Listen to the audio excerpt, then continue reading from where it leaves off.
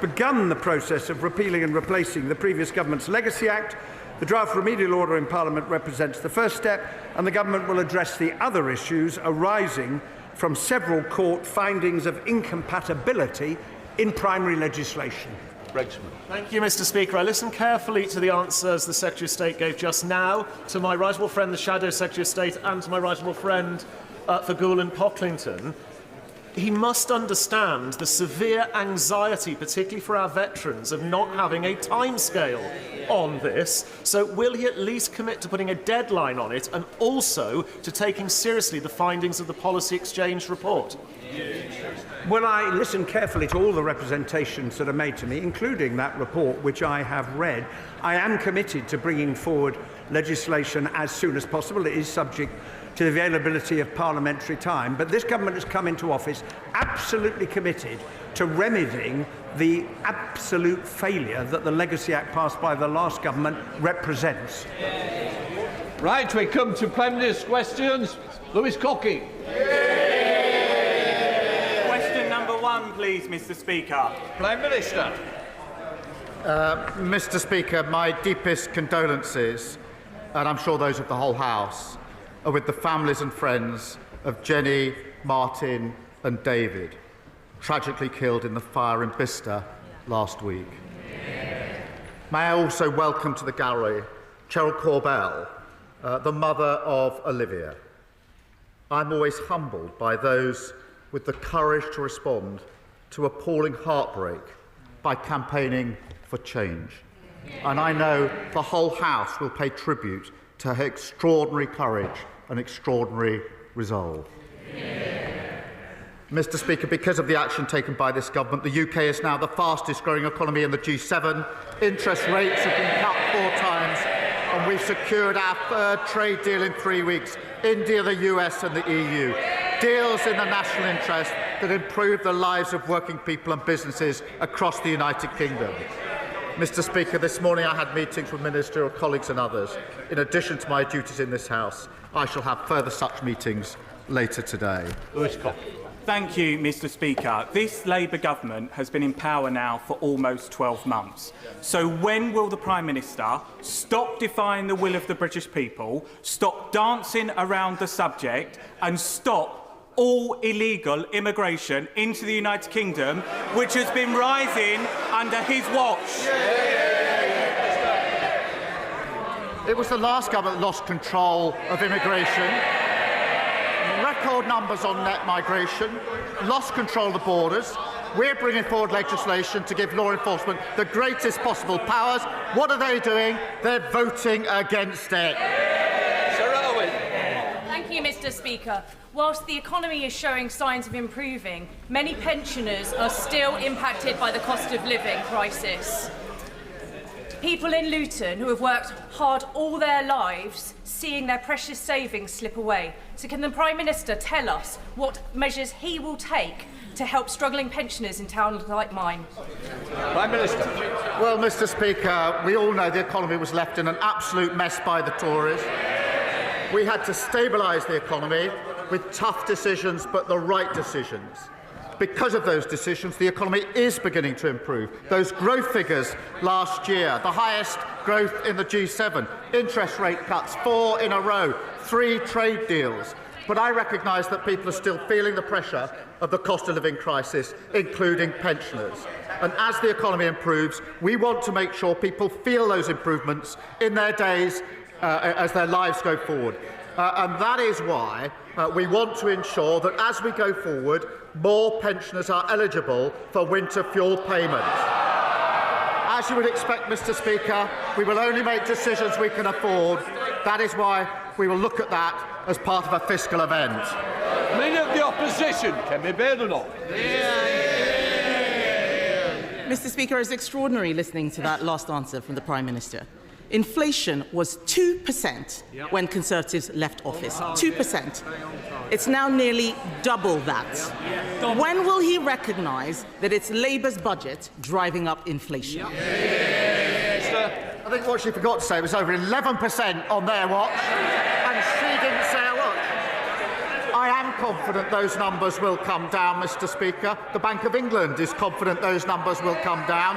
That's why we've seen 4 interest rates in a row. But I notice she can't resist grabbing any opportunity to talk the country down. She doesn't mention the growth figures, the interest rate figures, record investment, wages up more than prices, 200,000 jobs created, 4 trade deals. And the reason, Mr. Speaker, they haven't learned, they haven't changed, and as George Osborne said, she doesn't have a credible economic plan. Mr. Speaker, this is laughable from the Prime Minister. He knows that inflation was brought down by us to 2%, bang on target. We were reacting to a war in Ukraine that brought inflation up all over Europe. While he is doing trade deals with countries like the US and India, their inflation is going down. It's going up here. Why? The ONS says the inflation figures are driven by significant increases in household bills. We warned him repeatedly that this is exactly what would happen, what his policies would do. We called it awful April. The Prime Minister came into office saying that he would tackle the cost of living crisis. He has failed. He hasn't got a clue, has he?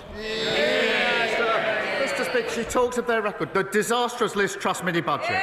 Inflation through the work. They left a £22 billion black hole. Living standards at an all-time low. Energy prices through the roof. Mortgages through the roof. And, Mr. Speaker, we're taking measures to bring prices down. That EU deal will bring prices down. That's why supermarkets welcomed it. What did she do? She opposes measures to bring prices down. Kemi Badenoch. Mr. Speaker, he needs to stop whining about what the last government did and look at what he is doing. He is the Prime Minister. Look at the numbers this morning. As if inflation figures weren't bad enough, we've also learned that the Deputy Prime Minister is on manoeuvres. He's lost control of the economy. He's lost control of his cabinet. She's sitting there staring at me. She knew exactly what she was doing when she briefed that into the papers. She is demanding, Mr. Speaker, 8 new tax rises, as if we haven't suffered enough. People out there are struggling. Businesses are struggling. People are losing their jobs. We cannot have more tax rises. Will the Prime Minister rule out new tax rises this year?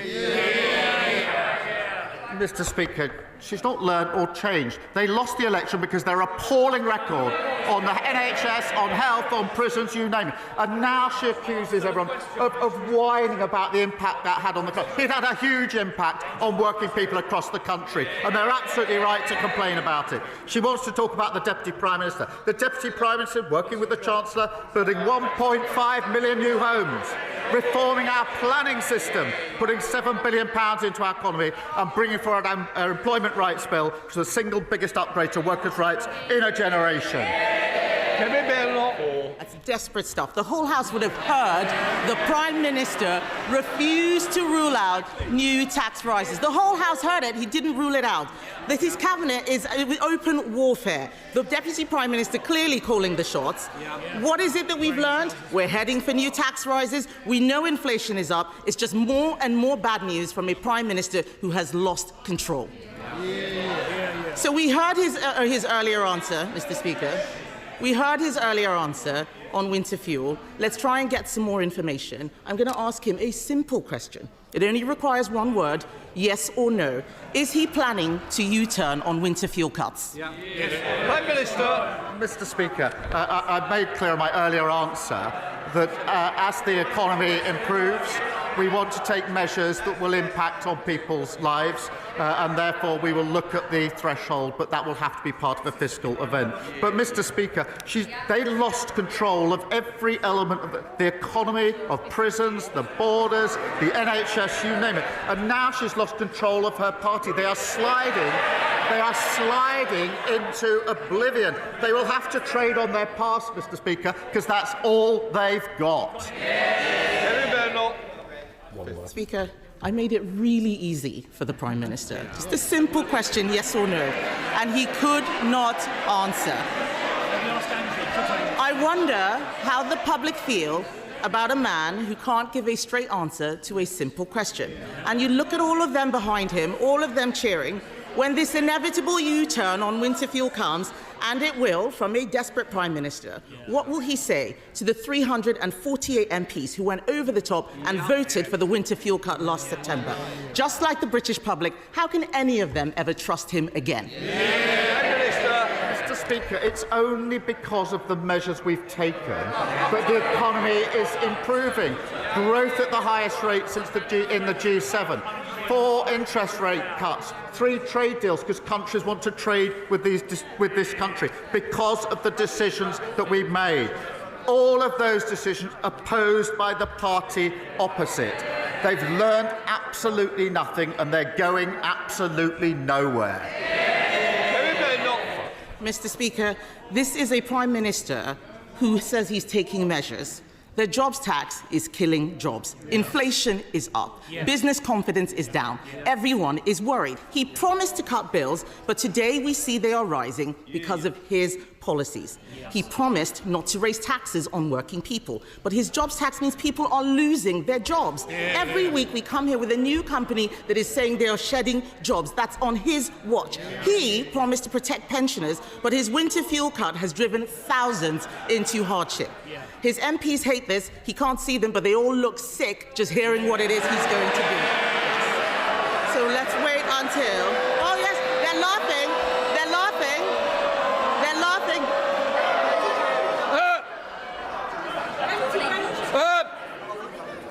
I expect better from whips. And boys on at the back, I've got my eye on you. Kemi Badenoch. Mr. Speaker. Mr. Speaker. Order. Sorry. Which one wants to leave first? If I hear it, there we are. They've got the first volunteer. Are you going to behave? Kemi Badenoch. Mr. Speaker, they are laughing just as they laughed at the budget. Hands up who here wanted winter fuel cuts. Hands up. Not a single one of them. Not a single one of them. The fact of the matter is, this Prime Minister is destroying them. They need to look at what they are doing to the country. The truth is, we all know that it is this Prime Minister, this Labour government, and their policies that are shafting the country, isn't it? Prime Minister. Mr. Speaker, they look in pretty good form to me, and there's lots of them.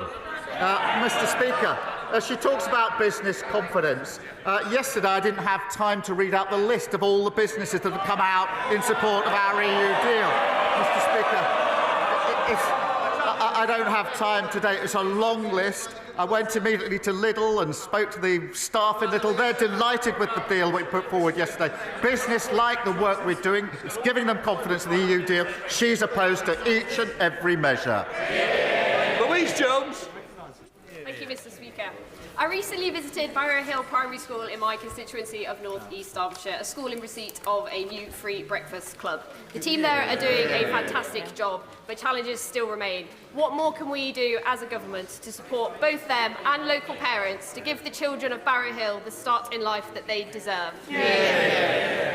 Well, I thank my honourable friend, and we are united by a shared focus on creating better life chances for our children. And I'm delighted to hear her constituents are already benefiting. Thanks to our plan for change, we'll deliver free breakfast clubs in every primary school in England.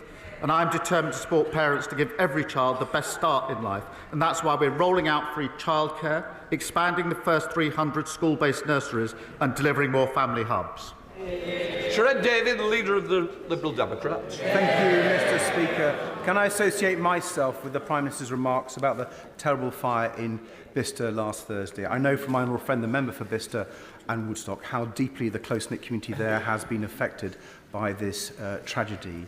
And firefighters Martin Sadler and Jenny Logan were true heroes, as was Dave Chester. And I hope the full prayers and thoughts of the House are with their loved ones and with the 2 firefighters still in hospital. Mr. Speaker, the Prime Minister has rightly said that his new trade deals will give a much-needed boost to economic growth and thus to the public finances. So will the Prime Minister make sure that struggling families and pensioners see the benefits of the growth? He teased the House with his first answer to his honourable friend, the member for Luton North. So will he commit now to reversing his cuts to the winter fuel payment in full? Mr. Speaker, firstly, can I just thank him for his comments about the Bicester tragedy. It's very important that in a moment like this the House does come together. And we are taking measures, obviously, to help with the cost of living crisis, and that's why the EU deal yesterday was so important, because the impact it will have on prices, particularly in supermarkets, directly affecting those who are affected by the cost of living crisis. Mr. Speaker, what I said before was this, that the economy is beginning to improve. People are still feeling the pressure. That's why we're taking the measures that we are. That's why we're striking the trade deals that we are striking. As that improves, I do want people to feel the benefit of the measures that we are taking. And that is why I want to ensure that more pensioners are eligible for winter fuel. It is important that, as you'd expect, that we are clear we can afford the decisions we're making, and that's why it will now be looked at a fiscal event. Sherrod David. Mr. Speaker, I think I welcome what the Prime Minister has said, but we will look at the details, and I hope he will use some of these new proceeds to help others like carers, because the government's changes to PIP will have big consequences for family carers, like Ginny, who cares for her husband Tim, who has myotonic dystrophy. Ginny holds her husband's hand to keep him steady as he walks. He falls frequently and chokes on his food. Ginny is the sole earner in the family. She works part-time on top of caring for Tim. But she's calculated that under the government's cuts, her family will lose £12,000 a year.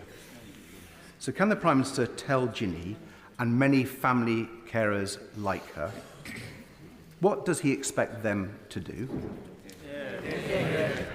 Mr. Speaker, we have approached this on the basis of the principles that we must support those who need support. On the question of getting people into work, that we should support people into work where they can work, and of course, where they can work, they should. But it is undeniably the case that the current arrangements don't work and need to be reformed. And that's why we're bringing forward reform, necessary reform, to ensure the system works better. Annalise Mitchell. Mr. Speaker, yesterday in this place, I read the victim impact statement Cheryl Corbell never got to say to her daughter's killer, Thomas Cashman, because he refused to face her in court. I made up Olivia's Law past second reading, but until it gets royal assent, criminals can still not show up and deny victims justice. So will the Prime Minister commit to making sure Olivia's Law becomes law as fast as possible? Yeah. Prime Minister. Can I thank her for reading that victim impact statement? Because I know from talking to Cheryl just how hard it was for her to make that victim impact statement in the first place. It took a huge amount of courage and grief. And she wanted to read that statement to the perpetrator, as she should have been able to do. And I know how visceral the pain is to her of not being able to have done so from the meetings I've had with her. So I do thank my honourable friend for allowing that victim impact statement to be heard by the whole world, by being read out in this chamber. Cowards who commit these heinous crimes should face the consequences of their action and face those that have had huge impact on their lives, and that's why we will force offenders to attend the sentencing hearings with longer sentences, unlimited fines and prison sanctions for those who seek to avoid facing justice. And I again pay tribute to Cheryl, who I will meet later on this afternoon, for having the incredible courage to push for that change, notwithstanding the incredibly painful impact it's had on her and her family. Jim Allison. The government assures us that Northern Ireland is still in the United Kingdom's customs union. If so, how is it then that British steel can be sold to the United States tariff-free, but if the same British steel is sold into Northern Ireland, it's subject to EU tariffs? Why on Monday did the Prime Minister not even try to take back control over the trade laws that govern Northern Ireland? Well, Mr. Speaker, it is important that we reduce tariffs on steel into the US market or other markets, including the EU markets, for obvious reasons. It is also vital that we seek to ensure that we reduce any barriers in trade within the United Kingdom as a whole. Yesterday was a step towards that. There's further work to do, but we do want to get to that place where we can trade without those barriers in the United Kingdom. We'll continue to work on that. Andrew Pex. Thank you, Mr. Speaker. The Prime Minister will know that thriving high streets are essential to local growth. But in cities like mine, people are increasingly concerned by the uncontrolled growth of betting shops and vape stores. Research shows this concern is not isolated. Nearly half of betting shops and gambling stores are in the 20% of places which are struggling the most, like Peterborough. So can I ask the Prime Minister, will he ask his departments to meet with me and campaigners so we can discuss ways that local communities like mine can take back control of our high streets? My honourable friend is an excellent champion for his constituents, and we are committed to supporting our nation's high streets to adapt and thrive. Planning applications are required for any new betting office to make sure locals have a say on individual cases, and communities can use the planning system to allow for a change of use of their properties. And I will make sure that he gets the meeting that is asked for. Michael. Thank you, Mr. Speaker. On Friday, the EFRA Select Committee published its report on the Government's vision for agriculture. The committee agrees with the Government that land purchase being used to shelter wealth from inheritance tax is a problem that needs to be tackled. As a cross-party committee with a government majority, however, we took the unanimous view that the Government's current proposals for inheritance tax reform will catch too many family farms who will simply not be able to pay the bill. We are asking for the changes to be paused and reworked. Will the Prime Minister listen to the Select Committee and those on his own benches who want to tackle tax evasion and support the farmers who keep producing food for the nation's table? Well, Mr. Speaker, he knows the very limited impact of the inheritance tax, only on farmers at very, very high level. But he will also know the record amount of money we put in at the budget into farming, and of course the measures taken yesterday with the EU deal, which will massively help farmers selling their products into the EU market. Julia Buckley. Thank you, Mr. Speaker. The Wrexham, Shropshire and Midlands Railway is on track to link North Wales and my Shrewsbury constituency directly to London with 5 trains daily, strengthening cross-border travel and fuelling this government's mission to drive economic growth. With 15 members from constituencies along the route already on board, will the Prime Minister support our journey and urge the Office for Rail and Road to give WSMR's open access application the green signal? Mr. Speaker, our plan for change will see the railways reformed to deliver more reliable and better value services for passengers right across the country.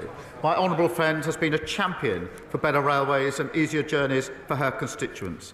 Open access operators have huge potential to offer passengers more choice. I'd be delighted to make sure that she and other interested MPs meet with the Rail Minister to put their case forward. Dr. Neil Hudson. Thank you, Mr. Speaker. Mr. Speaker, I think I'm right in saying that the Prime Minister might be a lawyer, trained to review evidence and reach judgment. So when he looks at the effects of his decisions, cutting the winter fuel payment, making pensioners poorer, damaging businesses with the jobs tax, decimating rural communities with the family farm tax, and risking our food security by selling off our fishing waters, surely he can review the evidence and see the verdict. Will the Prime Minister now throw these damaging policies out of his court once and for all before they do any more harm?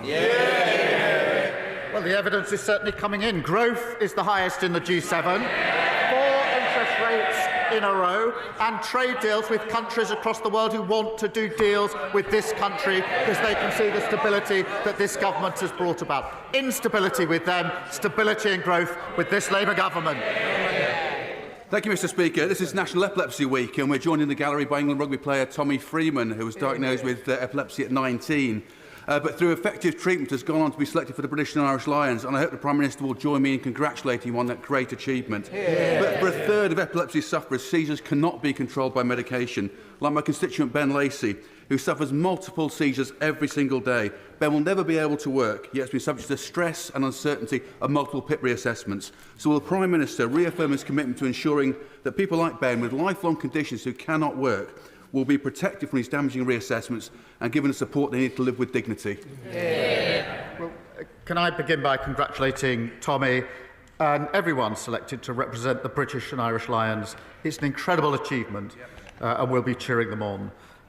Mr. Speaker, it's important that we do protect those with severe disabilities or lifelong health conditions who can't work, paying them a premium and stopping those reassessments, which is part of the reform that we're bringing about. Ultimately, we also do need to get back to face-to-face assessments by trained assessors and health professionals, which fell to only 1 in 10 assessments under the last government. The Ands. Thank you, Mr. Speaker. This Prime Minister, Mr. Speaker, keeps telling his gullible backbenchers, those over there, that he's deported 24,000 people from this country since he came into power. But he won't say who these people are. Now, it's my guess that they are people that came on work visas, students, and they are simply overstayers. But I'm willing, Mr. Speaker, to be proved wrong if you can answer one simple question. How many of these people that he's deported are failed asylum seekers that's come on small boats or on the back of lorries? Answer the question. Prime Minister. Mr. Speaker, I'm very proud that we've removed over 24,000 people. That's the highest record for nearly 10 years. We're taking other measures to get back control of our borders, including the Borders Bill, which gives our law enforcement enhanced powers, including terrorism-like powers. What did his party do? What did he do? He voted against them. And I'll tell you why he voted against them. Because they don't want to fix this problem. Because it benefits them.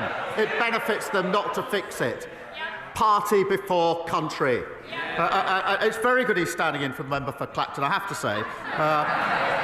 There was no sign of him yesterday at the EU. So he was the first through the E-gates somewhere to south of France.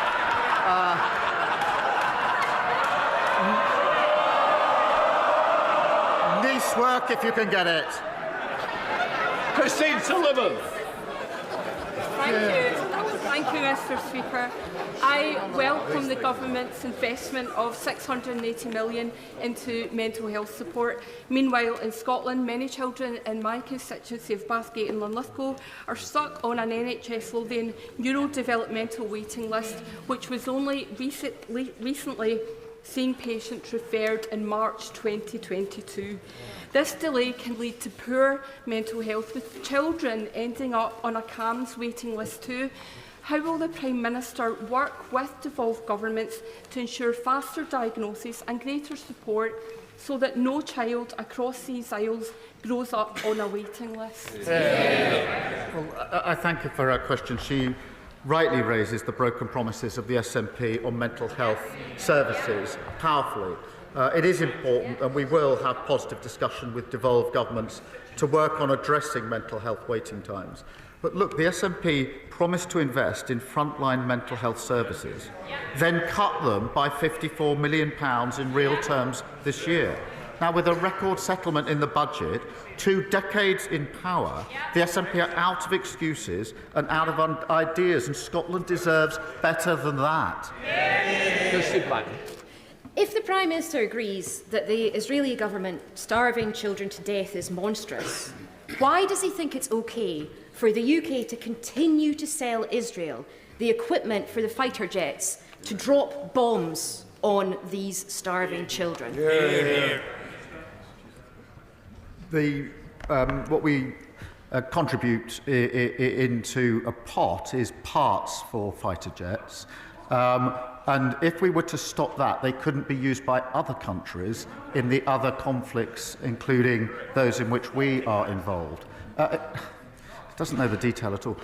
They're not sold directly. They go into a pot. If we were to stop that, they wouldn't then be available to others around the world who desperately need them in the conflicts they're engaged in. And that's why we won't do it. Thank you, Mr. Speaker. The Dementia Gateway, my constituency of Stourbridge, was recently at risk of closure following £42 million worth of budget cuts by the Conservative-run Dudley Council. The Gateway is a vital service for dementia patients and their carers, providing daytime activities, advice and support from trained advisors, and following a well-fought campaign with cross-party support, the Dementia Gateway has been saved. So this Dementia Action Week, would the Prime Minister join me in congratulating Lisa and the campaigners? And does he agree with me that services like the Dementia Gateway in Stourbridge are essential and support the government's mission to provide quality care in our communities close to home? Well, can I thank my honourable friend and celebrate Lisa and all those who've saved this important source of local support. The party opposite left local councils on the brink, unable to provide these vital services, letting down patients across the country. We are committed to improving dementia care through our plan for change, which is why we provided £69 billion boost for local government, invested £26 billion in the NHS, and made £3.7 billion available for social care, including an £880 million increase in the social care grant. Thank you, Mr. Speaker. Does the Prime Minister agree that imprisoning Lucy Connolly, a young mother with a 12-year-old daughter, for one foolish social media post, soon deleted, is clearly not an efficient or fair use of prison? Mr. Speaker, sentencing is a matter for our courts, and I celebrate the fact that we have independent courts in this country. I am strongly in favour of free speech. We've had free speech in this country for a very long time, and we protect it fiercely. But I'm equally against incitement to violence against other people. And I will always support the action taken by our police and courts to keep our streets and people safe. Paul Foster. Thanks, Mr. Speaker. Mr. Speaker, I recently visited St Catherine's Hospice in Lostock Hall, which serves wonderfully my constituents of South Ribble, those of Ribble Valley, and some of your constituents of Chorley, Mr. Speaker. I discovered, speaking to them, that they have to pay in excess of £350,000 a year for medication, and it can only be sourced from the private sector, not the NHS. Doing some investigating, I found there's an ICB postcode lottery out there. Some ICBs fully fund and supply our medication, some subsidise, some don't supply it at all. There's also a disparity where evidence supports that hospices in the more deprived areas aren't funded, those in the more affluent areas are funded. Would the Prime Minister please speak with the Secretary of State for Health and Social Care as a matter of urgency and get free medication supplied by all ICBs to all hospices across the country? Well, Mr. Speaker, we have put record amounts into the NHS in the budget, and we're beginning to see the results of that. I accept the point he makes, and we will look again to make sure the money is properly used in the most efficient way. We're Hobbs. Thank you, Mr. Speaker. A month ago, I was denied entry into Hong Kong on a private visit. At the absence of any explanation, this seems to hint at a hidden blacklist aimed to silence any MP who speaks up against human rights abuses from the Chinese government. Many of us from any political party. Does he agree with me that this is an attack on all of us? And will he personally seek reassurances from the Hong Kong authorities that no British parliamentarian will be denied entry in this way again? Well, can I thank her? Her experience is deeply concerning, and I know it must have affected her. I think she was hoping to see and later saw her grandchild, but it must have impacted on her, and it is deeply concerning. We need to recognise that. Ministers have raised it, including the Foreign Secretary, on numerous occasions with their counterparts both in China and Hong Kong, preventing UK citizens, including members of Parliament, from entering Hong Kong without justification, or for simply expressing their views, is completely unacceptable, and it will only undermine Hong Kong's international reputation and the relationship that we have with them. And so we will continue to raise it. John MacDonald. Mr. Speaker, you will know that I've raised on several occasions in the House the case of Alaa Abdel Fattah, the British-Egyptian human rights campaigner, who for several years now, many years now, has been imprisoned in Egypt. and whose mother, Layla, went on a 100-day hunger strike. I want to thank the Prime Minister for fulfilling his promise to contact the President Sisi of Egypt to secure Allah's release. But unfortunately, months on now, and Allah remains in prison, and Layla this week has started her hunger strike again. Could I appeal to him to speak directly again to President Sisi to secure Allah's release? Well, can I thank him for raising this, not just today, but on the many occasions that he has. It is incredibly important that we do everything we can in this case. I have met Layla and given her my commitment to do everything I possibly can. I have had a number of contacts myself, but I'm not going to stop doing everything within my power to secure release. Thank you very much, Mr. Speaker. Would the Prime Minister join me in welcoming my constituent Teddy, who is 6 years old, and with his mum Laura, who have come to see us today at Prime Minister's Questions. Teddy is a self-professed eco-warrior on a mission to change the world. He started out by saving thousands of plastic chocolate and sweet tubs from landfill because they're not currently recyclable. Will the Prime Minister commit to ask his Minister for Local Government to meet with Teddy and myself to discuss how we make these tubs recyclable? And does he agree with me that no matter how small you are never too little to make a big difference? Well, can I welcome Teddy on my behalf and on behalf, I think, of the whole House. It is really incredible that Teddy has done so much already and is in the gallery somewhere.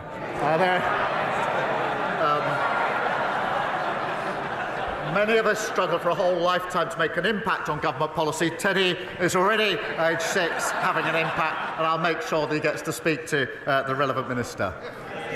Final question, Rosie Wright. Thank you, Mr. Speaker. Following on from my honourable friend, I also want to mark that this week is National Epilepsy Week, an important opportunity to raise awareness of a condition that affects so many but often remains invisible.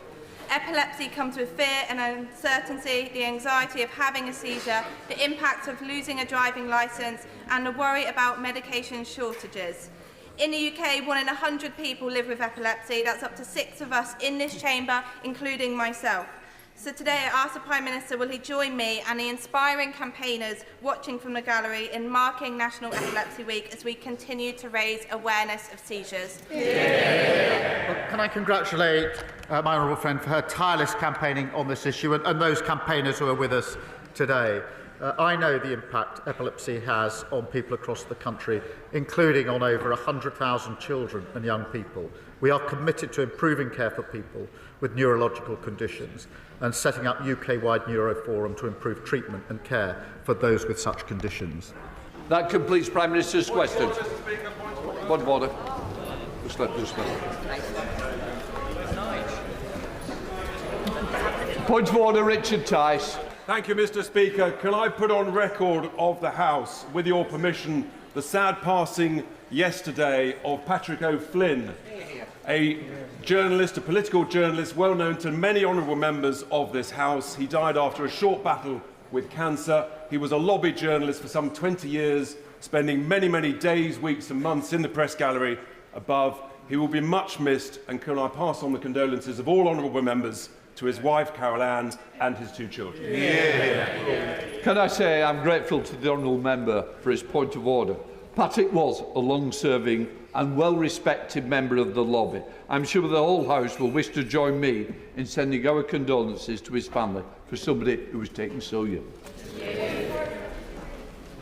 Point of order, Kirsty. Thank you, Mr. Speaker. Mr. Speaker, I'm seeking your guidance on how I get a response from the Department for Work and Pensions. I've written to the Secretary of State in relation to one of my constituents who was told by a first-tier tribunal that DWP must pay him, backdated to January 2020. We've been chasing the department for over a month for a response. This tribunal decision was in February.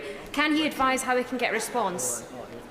I think the honourable lady knows exactly what she's going to do next. But I would say she's certainly put on the record. I hope the bench has heard. I do find it pretty appalling that government departments aren't answering all members of all political parties on time to their correspondence. Because in the end, the backbenchers are answerable to their constituents. And if they can't get the reply from departments, they're letting down the members. So I hope they are listening and answering as we speak. Right. Let us move on to 10-minute rule motion. Just let it clear a little.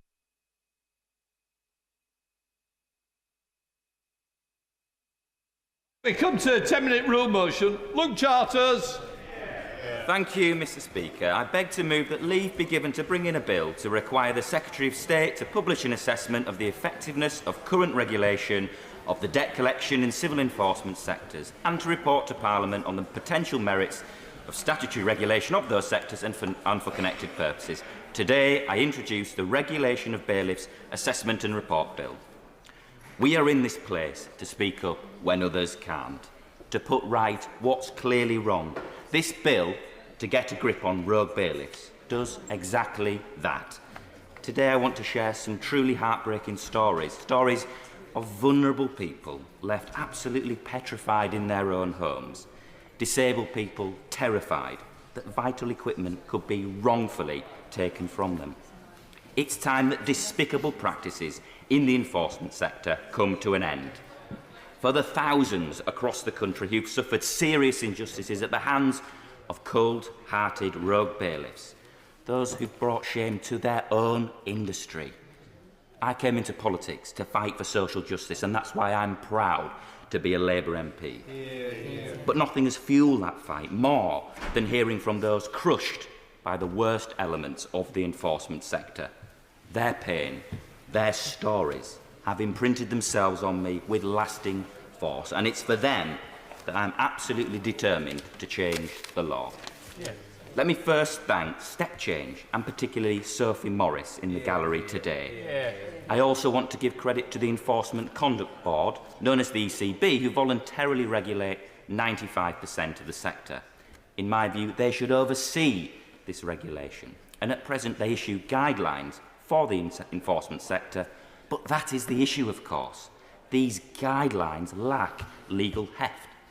Mr. Speaker, the Statute of Marlborough, passed in 1267 during the reign of Henry III, is one of England's oldest pieces of legislation, still partly enforced today. It shows that even 750 years ago, people were thinking about the need for fair debt collection, and yet here we are today, faced with the same challenges. As a former regulator at the FCA, I understand the importance of setting clear standards. The last changes around enforcement law were made around a decade ago. This introduced a three-stage process and stronger protections for vulnerable people. But despite these changes, aggressive practices and inconsistent standards still exist. That's why the independent ECB was created in 2022 to voluntarily oversee the sector.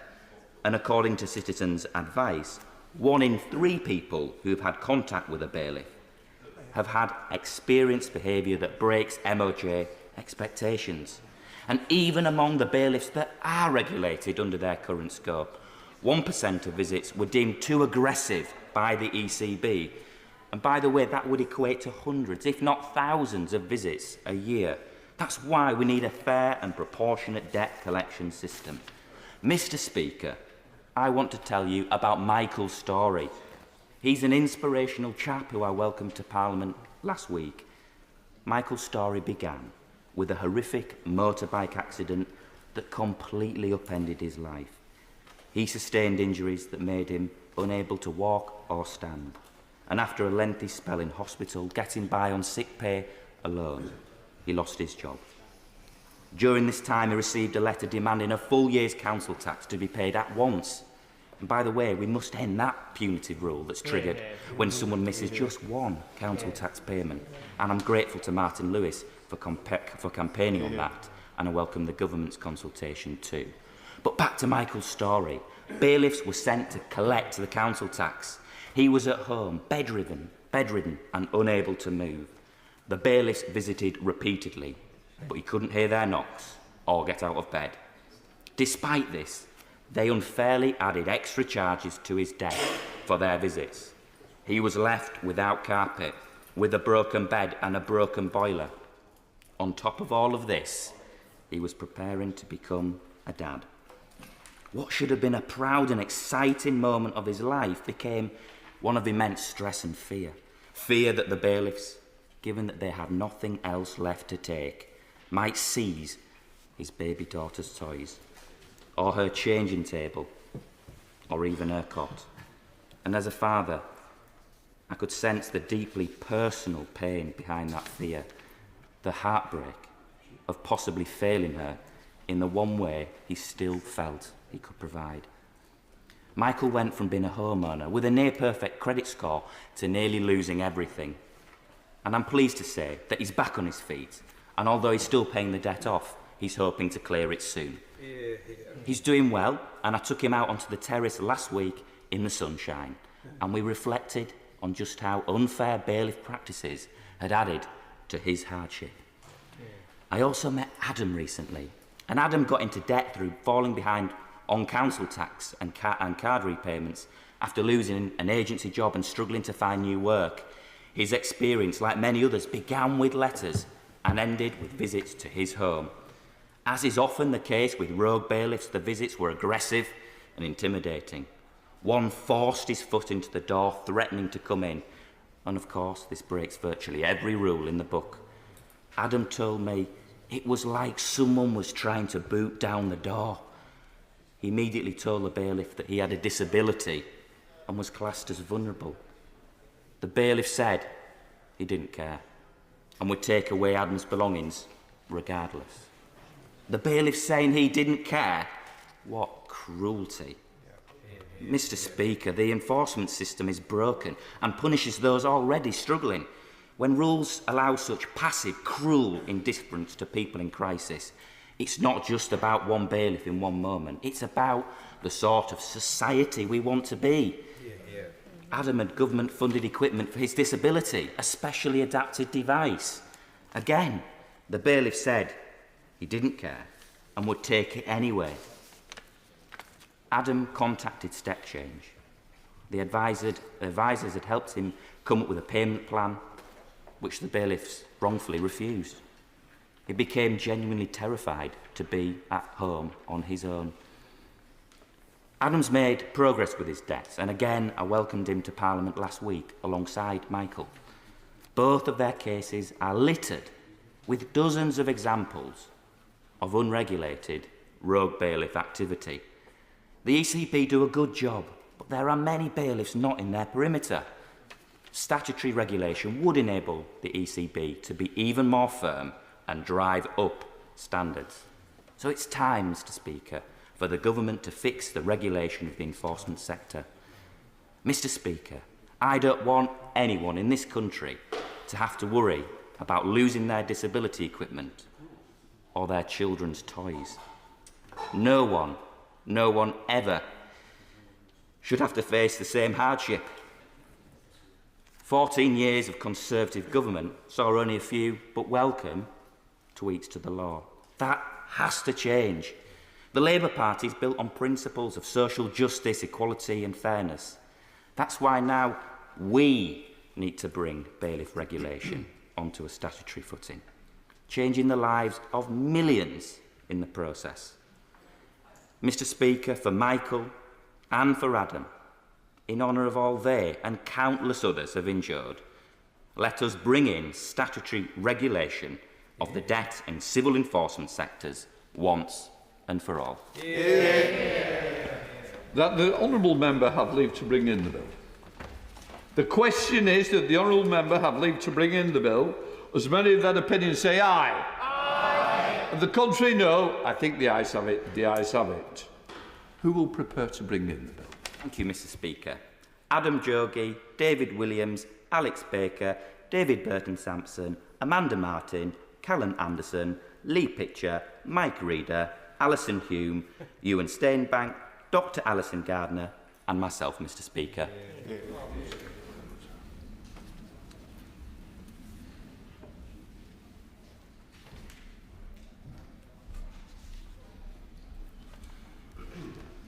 Luke Charters.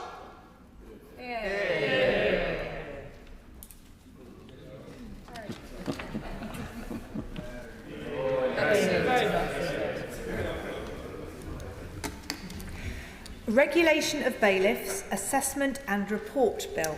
Second reading what day? Friday the 13th of June. Friday the 13th of June.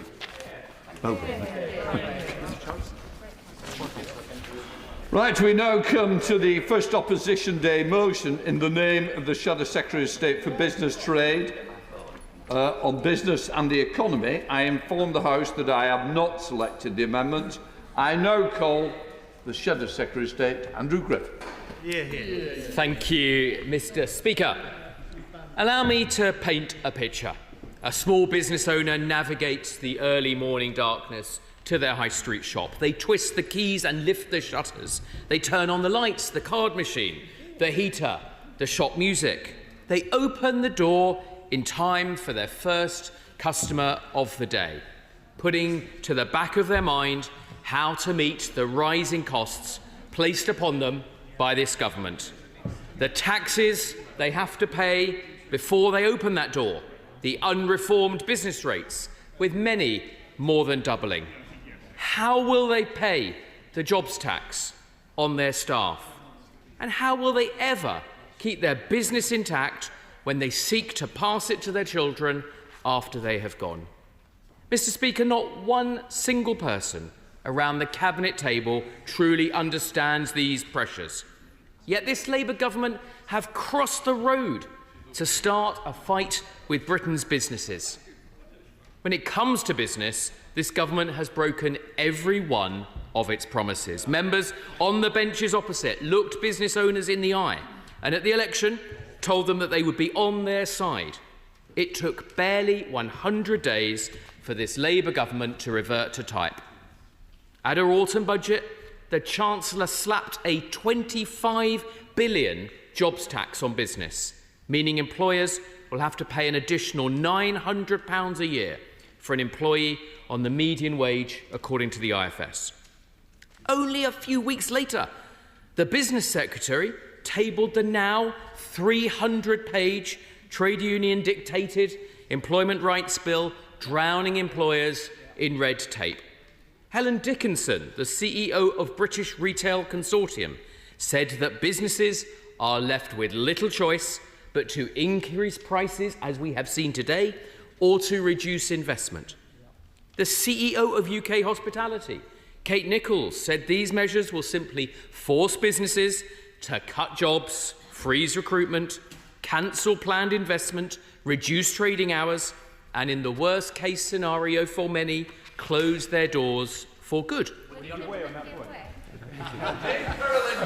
gentlemen, it's so popular. I'm really interested in how he's starting this debate, because it really chimes with what I'm hearing in my Gosport constituency, where venues like pubs and restaurants and cafes are such a vital part of the effort to regenerate our high streets and our local community spaces, but they're seeing their margins slashed because of the cost of labour and the increase in business rates. Does he agree with me that the Labour's jobs tax and ending of business rates relief is putting the regeneration of our town centres and our community spaces at risk? Mr.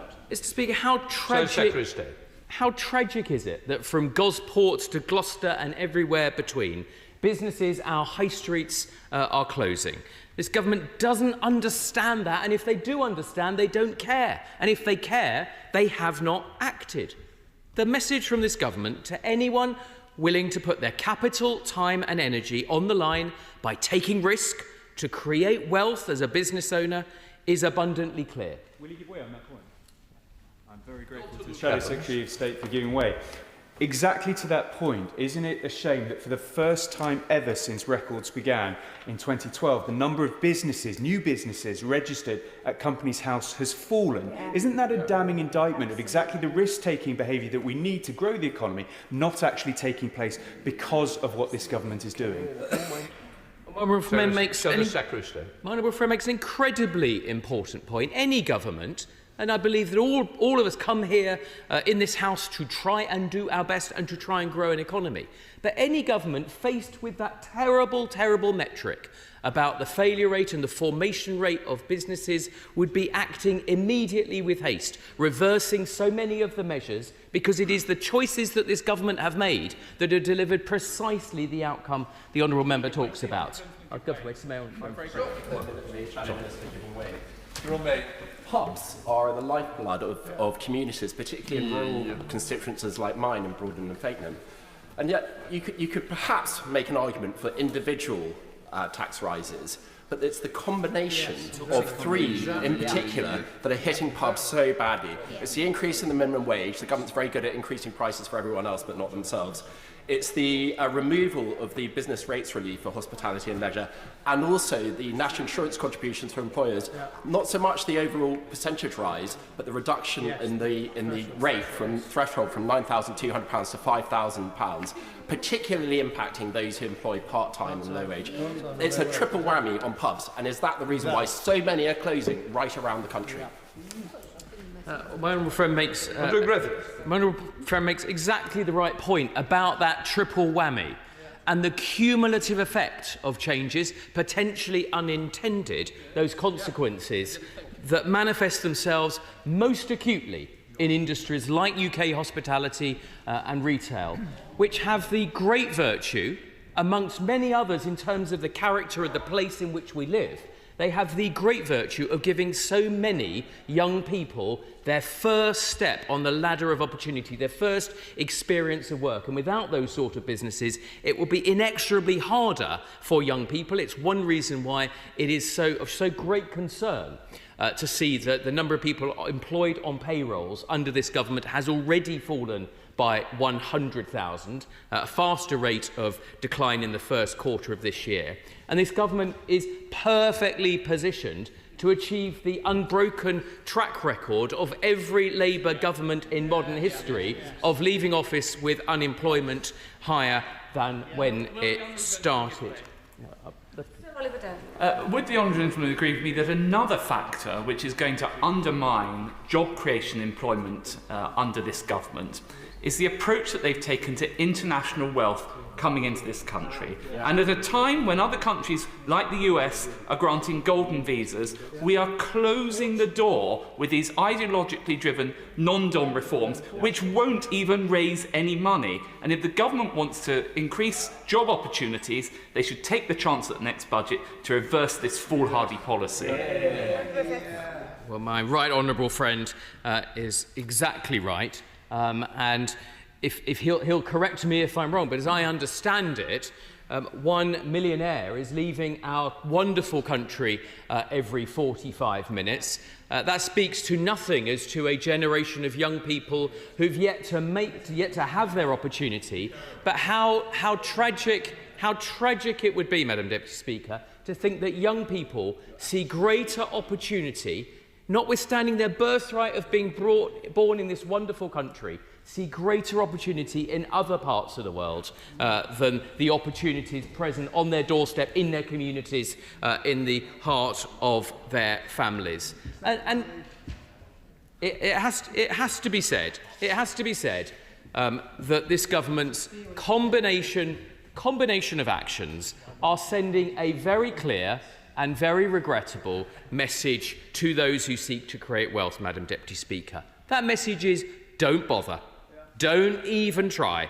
This socialist government does not want you to succeed. And there could be no better example of that, Madam Deputy Speaker, than the vindictive family business and family farm death tax, which will carve up successful businesses as and when they are handed down to the next generation. And why do we think this vindictive policy could be the case? Well, one of the more benign interpretations, to be charitable, is simply the dearth of experience in the Labour cabinet of business, though it has to be said it's world-class in its understanding and potential avarice from trade unions. Perhaps that's why the Secretary of State, who's not seen it fit to be here today to deign us with his presence, is currently undertaking the most expensive work experience placement in history at the taxpayer's expense at British Steel in Scunthorpe. It's not just that this government doesn't understand the mechanics of business, they don't understand and value the principle of business. Running or investing in a business, at its core, is a profound act of human courage, the triumph of optimism over inertia, a mindset of solving problems yourself rather than waiting for permission from others, embracing risk, knowing there's no guarantees, no bailouts, no one is coming to rescue you. When enterprise succeeds, they create the wealth that funds our public services. Every time a minister dispenses money and largesse in Whitehall, and this government is doing so at record velocity, they're only able to do so because a founder or an entrepreneur or a businessman or woman took that leap. It should be the government's job to get out of their way, to help the business builders, not the blockers. But this Labour government understand none of this. Instead of leaving business to get on and flourish, they've erected a blockade of bureaucracy and taxes they promised would never come. They've declared war on employers across this land from the ramparts of Westminster. I'll happily give that. The Shadow Minister will know that business confidence has plummeted since Labour came to power. Does he agree with me that one of the reasons why it's plummeted is because they've lost faith in this government, because they were promised that their plans were fully costed and fully funded in advance and there would not be increased business taxes, and within 90 days they went back on that? How can business ever trust this government again? Andrew Griffiths. Well, my honourable friend from Broadlands, who himself is a very distinguished and successful businessman, knows exactly that. The importance of the intangible quality of confidence that the government has your back, that you won't wake up in the morning and be hit with a £25 billion jobs tax, of which not one word, one syllable was in the Labour manifesto. We toured the studios, jousting with them, warning and having met with a repeated barrage of denials about their £25 billion jobs tax, and the members chuntering, and probably quite a lot of chuntering to do if you have to explain the inability to balance the public finances, but to do so with a set of vindictive and unarithmetically correct taxes on business. But we can move on from tax. That's just one of the many barrages the business face that is sapping confidence and producing some of the very, very worrying statistics we're seeing. We could, Madam Speaker, move on to the Unemployment Rights Bill, which is an egregious example of red tape and state intervention and overreach. And at this point, members opposite are normally uncharacteristically quiet because they're aiding and abetted to the tune of £31 million by the trade unions. It shackles the hands of employers in pubs, bars, garden centres, grocery stores, butchers, hairdressers, businesses rooted deep in our communities with little clarity and no lead-in time. Seasonal work could be made impossible under this bill. For sure, compliance costs will rocket. Long delays for employment tribunals, already approaching 18 months for a hearing in an employment tribunal in many parts of the country.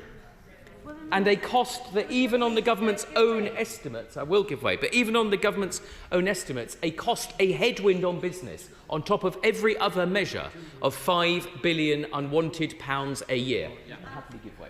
I thank the Shadow Minister for giving way. You talk about the risk of seasonal jobs being lost as a consequence of the Employment Rights Bill. In Bognor Regis and Littlehampton, this is a serious risk which a number of businesses have highlighted to me. Would you say that the Minister should be withdrawing that measure, at the very least doing a proper impact assessment on the results of their bill? Any further errors, the term you is not used in the chamber because it refers to me in the chair. Hopefully no one else will make the same mistake. Andrew Griffiths. Well, Madam Deputy Speaker, no one would believe that you would implement such terrible measures without the level of impact assessment that has been conducted. But more importantly, not just the honourable member for Bognor Regis and Littlehampton representing those important seasonal industries, but the voice of employers across the country has made exactly this point, that we will no longer have the ability to have seasonal and flexible work to deliver the economy that we need. I'll happily give way. I'm grateful for the Shadow Minister giving way. Not only is it the cost it's implying, not only is it the red tape it's putting in, but it's a poor piece of legislation. The government's own regulatory independent commission looked at this and turned around and said that 8 out of 23 criteria were not fit for purpose. Therefore, doesn't he agree this legislation should be reworked if it's going to come forward, because it's a poor piece of legislation being brought forward in the first place? Andrew Griffith. Well, my honourable friend makes exactly the right point. It is, if the benches opposite were honest enough to admit this, it is a rushed piece of legislation. It was introduced because of an arbitrary promise to do so in 100 days. It was introduced at half of its current length, meaning 50% of the words that are in this bill, the red tape that our businesses are going to have to implement and wrestle with for years to come, didn't even benefit from scrutiny of this place. Many of the bill's powers are unfleshed out, unclarified. We are wreaking great havoc and uncertainty on business.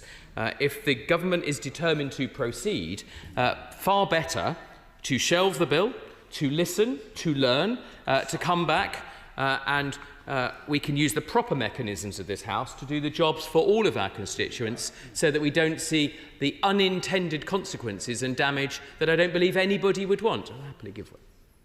Thank you. And as my honourable friend, in the spirit of listening and learning, I've been speaking to businesses this week in my constituency, and the Chambers of Commerce have signalled the trade deal as a new start for British business, because it is reducing red tape, giving certainty to businesses and allowing them to actually trade and do well in my constituency and elsewhere.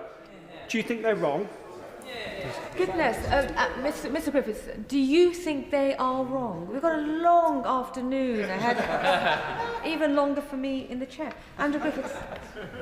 Well, one has to celebrate small mercies, and I'm delighted to the conversion to the cause of free trade from the member opposite. Free trade is what's lifted billions of people in the world out of poverty. It's made the great country.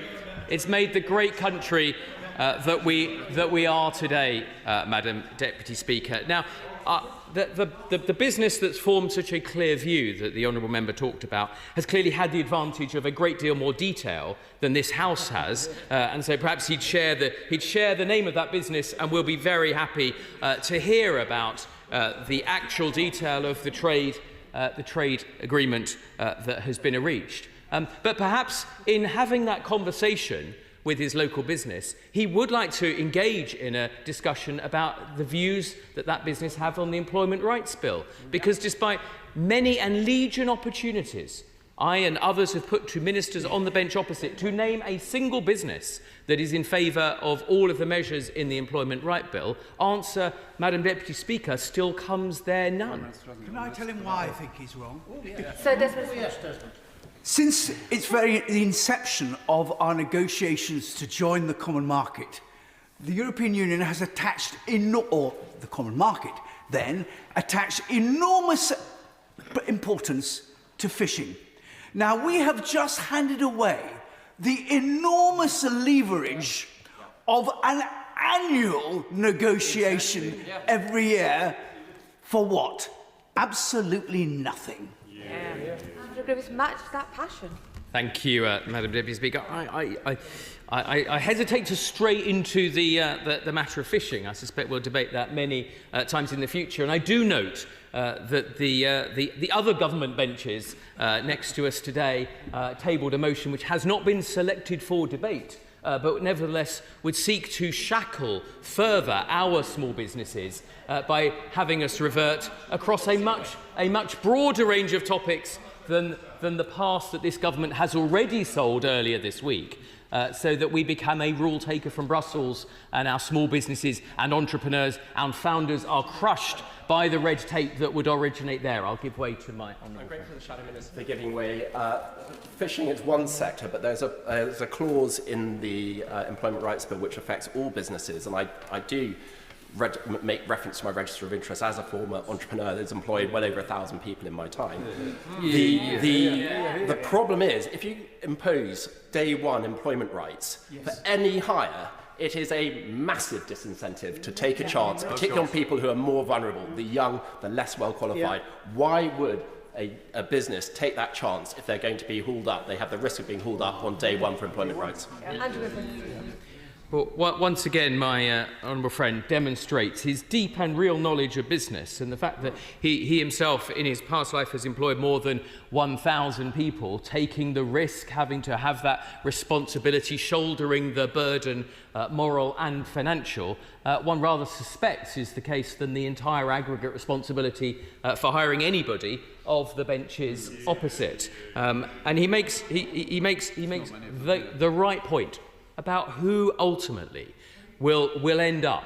I will give way in a minute. But who will end up on the receiving end of the higher unemployment? It will be the young, looking for their first opportunity, and it will be excluded and vulnerable groups that a benign employer would today take a chance on, but not if that chance is likely to lead immediately to being at the back of an 18-month long queue for an employment tribunal. I'll give way to the gentleman.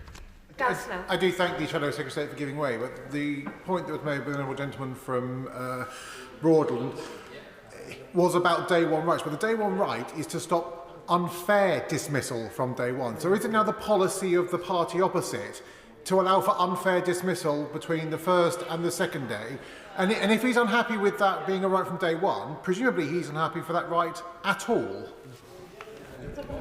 We have, I'm afraid, to make those points is to willfully misconstrue what's actually in the bill. We have a very settled and balanced position of employment rights that dates back to both before preceding Labour governments as well as the government that we were in office before the election. That strikes what will always be the difficult balance between offering employees the chance to enter the workforce and the ability of businesses, and indeed the public sector and others, to hire and to run the businesses in a way that is profitable. And it does nobody any favours to seek to think that, that we can, merely by passing words of statute, change those outcomes in a way that advantages the most vulnerable, the youngest employees. And I say again, this is why, and the failure to learn from this point will lead to exactly the same outcome, that every Labour government has left office with unemployment higher than where it starts. The Minister, in his response, may wish to confirm that this time will be different and perhaps lay out exactly why it will be different. But I think he's got a work of job to convince us, and more importantly, every employer in the land, that that is the case. Dave Dugan. Thank you, Madam Deputy Speaker. I'm grateful to the Shadow Minister. He takes a casual swipe at the business acumen of ministers opposite. And I wonder if I could encourage him to develop that point, because when I speak to businesses in Angus and Perthshire Glens, and they look at the changes that have been instituted since July last year, they are incredulous that anybody with even a passing knowledge of business, enterprise or entrepreneurialism of any nature would put such roadblocks in the way of business and wealth creation. Would you like to expand on that? Well, I thank very much the honourable gentleman for making that point and that very perspective observation. It was not, Madam Deputy Speaker, I hate to say this, it was not a casual point. It was a considered point that when we think about how it is that this House continues to legislate, continues to tax in a way that reduces, as we have seen, economic growth, that doesn't celebrate a culture of entrepreneurialism and founders, that is leading to higher unemployment with 100,000 fewer people now on payroll than there were a year ago, we should all look deep in our souls as to what is it? What is the endemic failure in Parliament and in particular of this government that is leading precisely and so quickly to those outcomes? And it is sad to say the lack sometimes of a voice of business, and although one doesn't want every single sector to be represented in this place, the compensatory mechanism for that is consultation and diligent impact assessments. And this government has been just conspicuous and serially criticised in legislation after legislation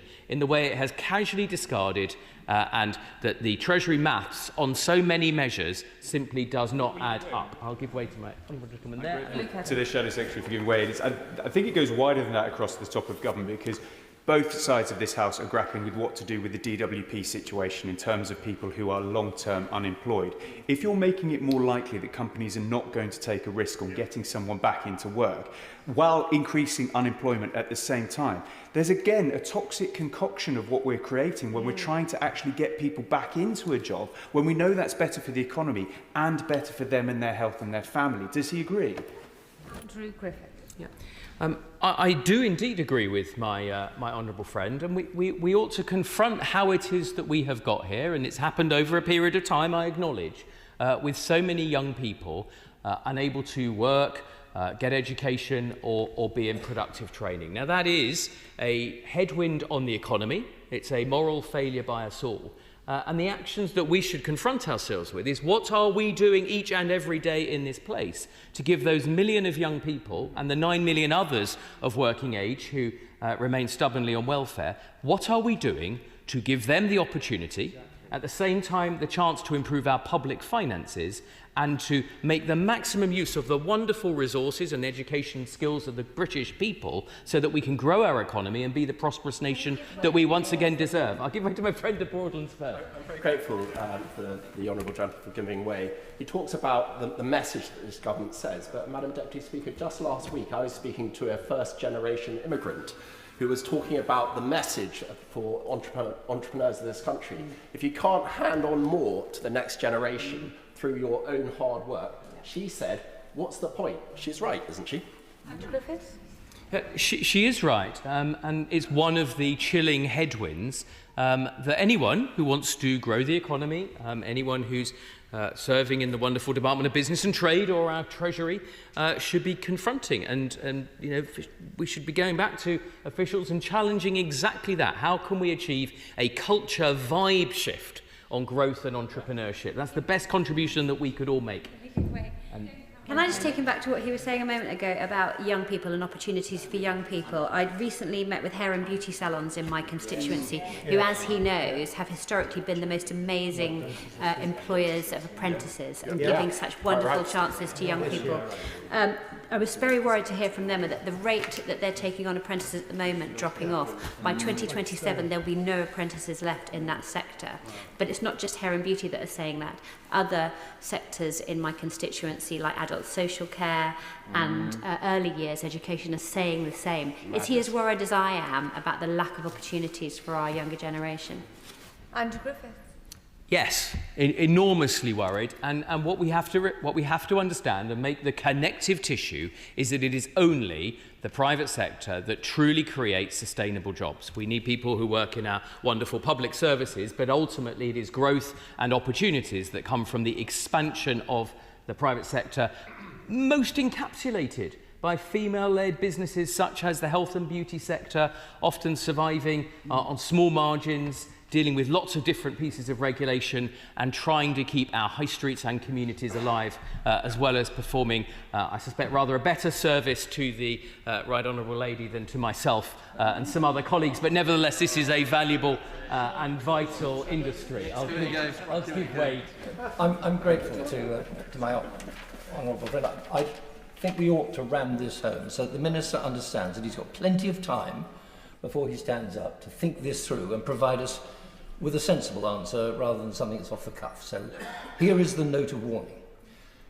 Earlier this morning, I attended an event run by one of the national clearing banks who is putting a huge amount of effort into trying to create opportunities and help others to create their customers, to create opportunities for young people. And they've come up with a raft of good ideas. But every single one of those, and this point was made very clearly, every single one of those good ideas will hit the roadblock of the government's employment legislation. Yeah. Where is the sense in this? Perhaps, if my honourable friend hasn't got the answer, the Minister no doubt will have. Andrew Griffiths. Thank you. Well, let us hope that the Minister indeed does have an answer, and I'm somebody who always travels optimistically, and though we have sparred on the important subject of the 300-page, 120,000-word employment bill, it is never too late. That bill is undergoing scrutiny in the other House as we speak.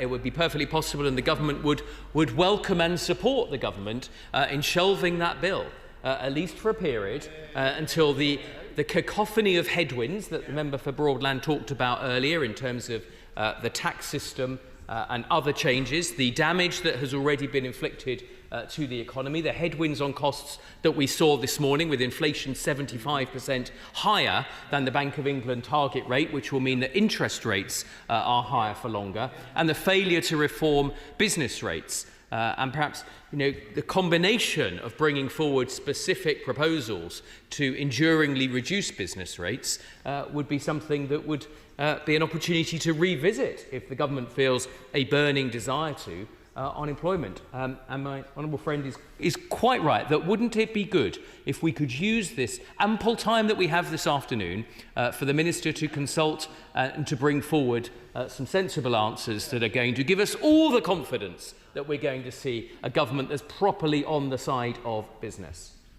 I'm grateful to the Shadow Minister for giving way. Does he agree with me that it is the cumulative effect of the government's measures over the past 12 months, a £25 billion jobs tax, the £5 billion burden of the Employment Rights Bill, the removal of business property relief, reducing the incentive to be an entrepreneur. The cumulative effect of all these measures will be to drive unemployment higher. Yeah, already is. Andrew Griffith. Well, of course I agree with my honourable friend, but it doesn't actually matter what I or others agree. The reality is the data doesn't lie.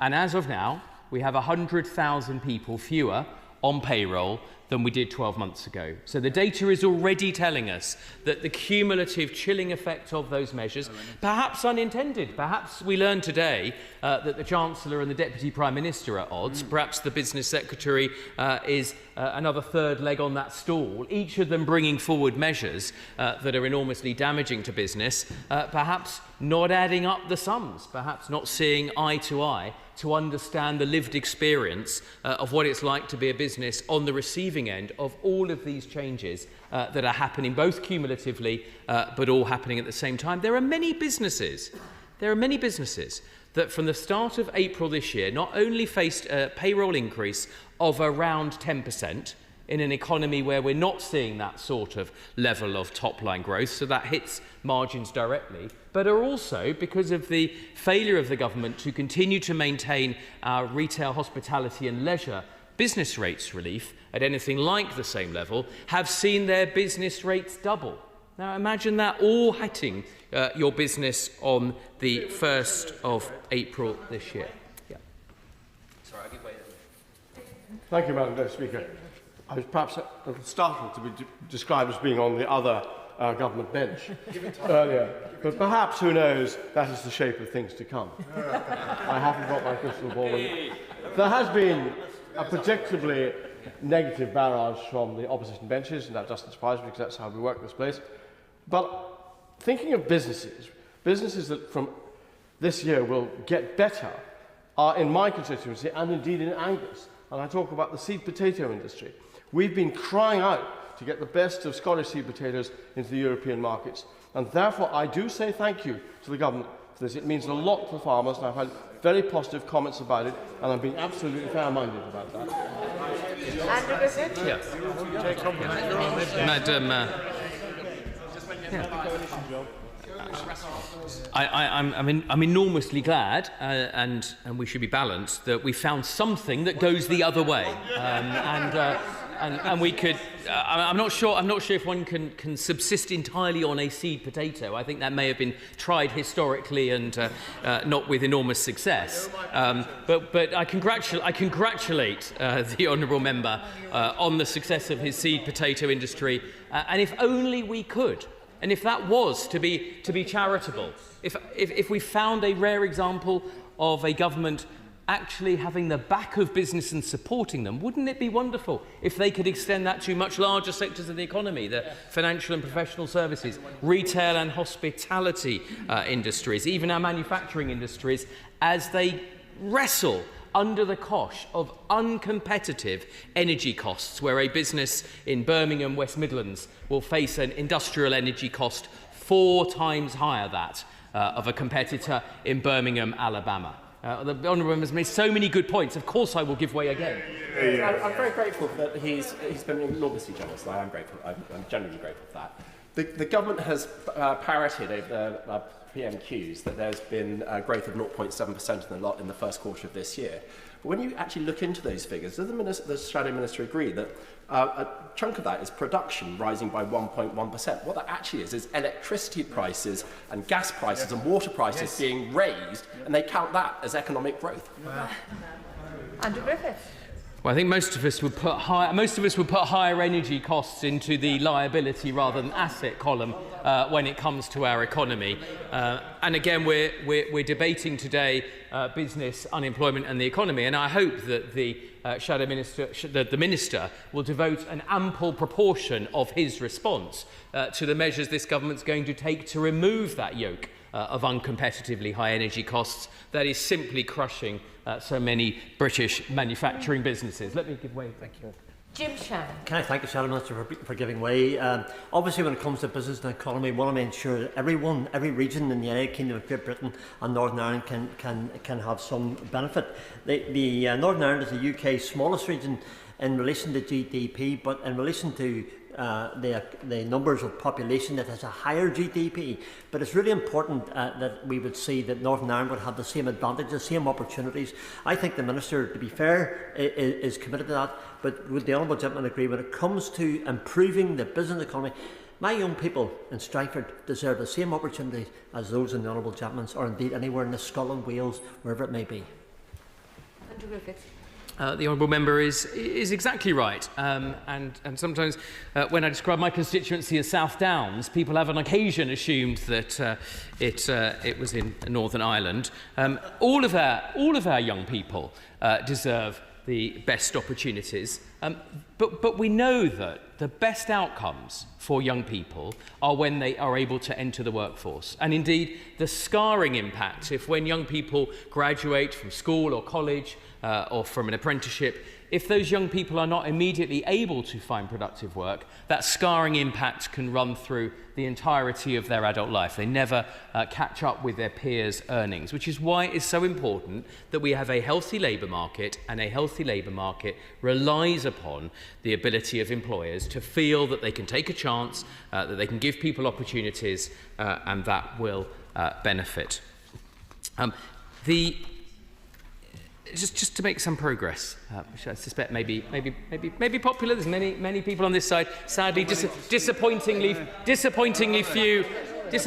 few on the other side. But given the paucity of business experience on that side, it's probably appropriate that there's more listening than talking on the government benches today.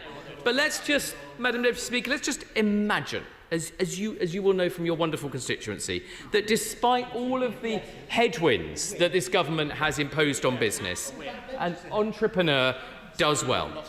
They grow their business into a successful operation and want to hand it down to the next generation after they're gone.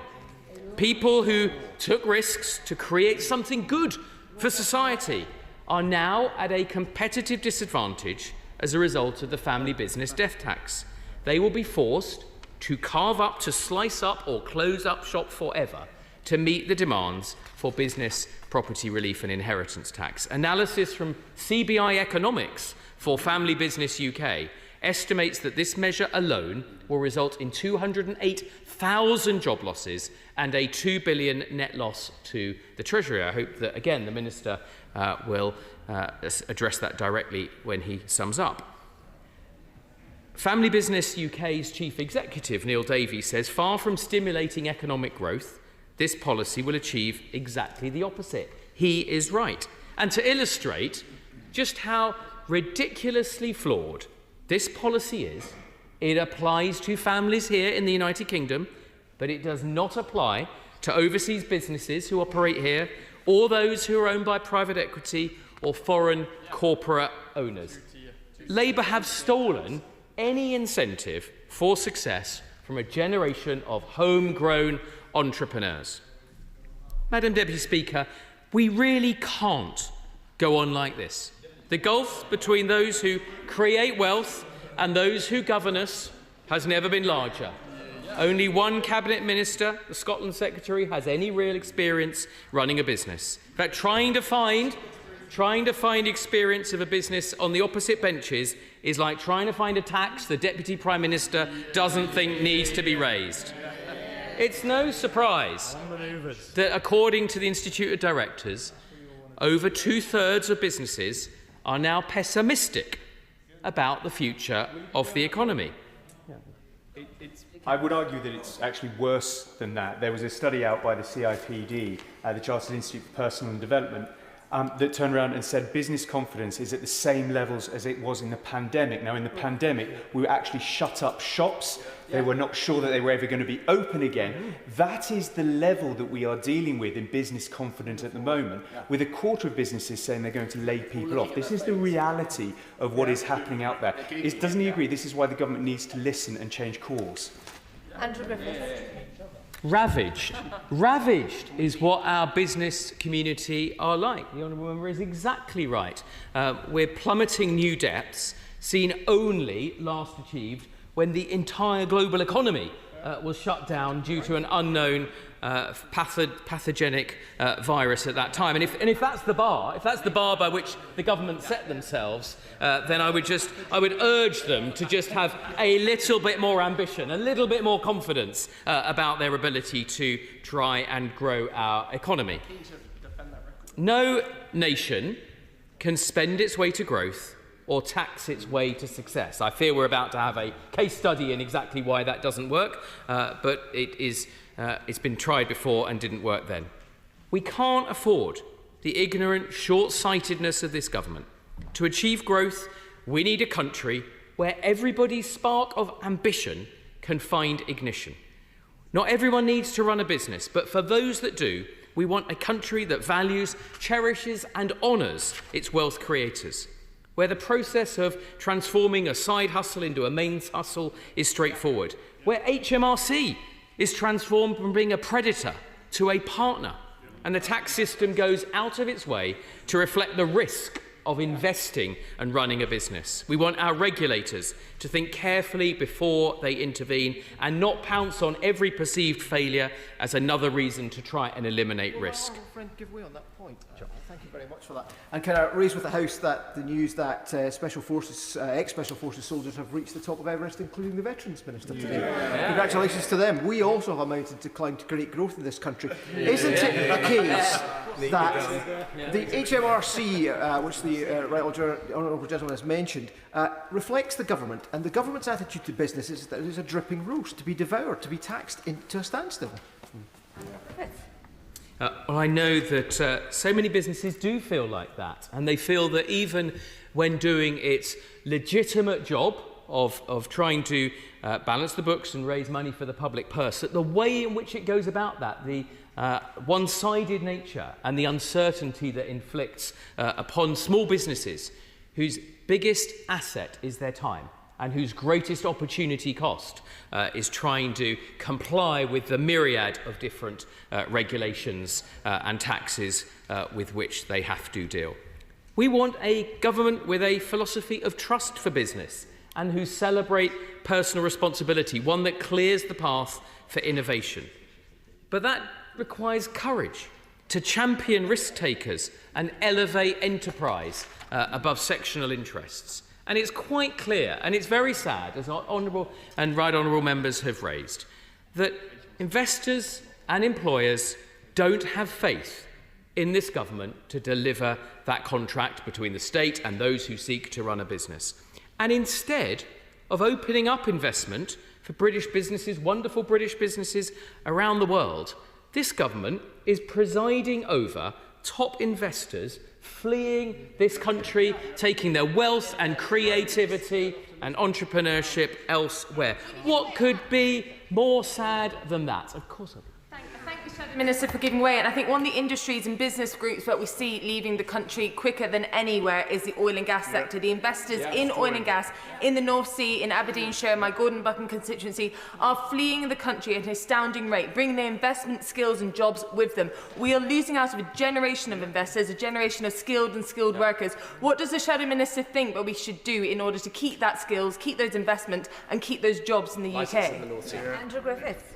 Well, one's tempted to say we should try and remove this wretched government as quickly as possible, but which of course is part of the answer.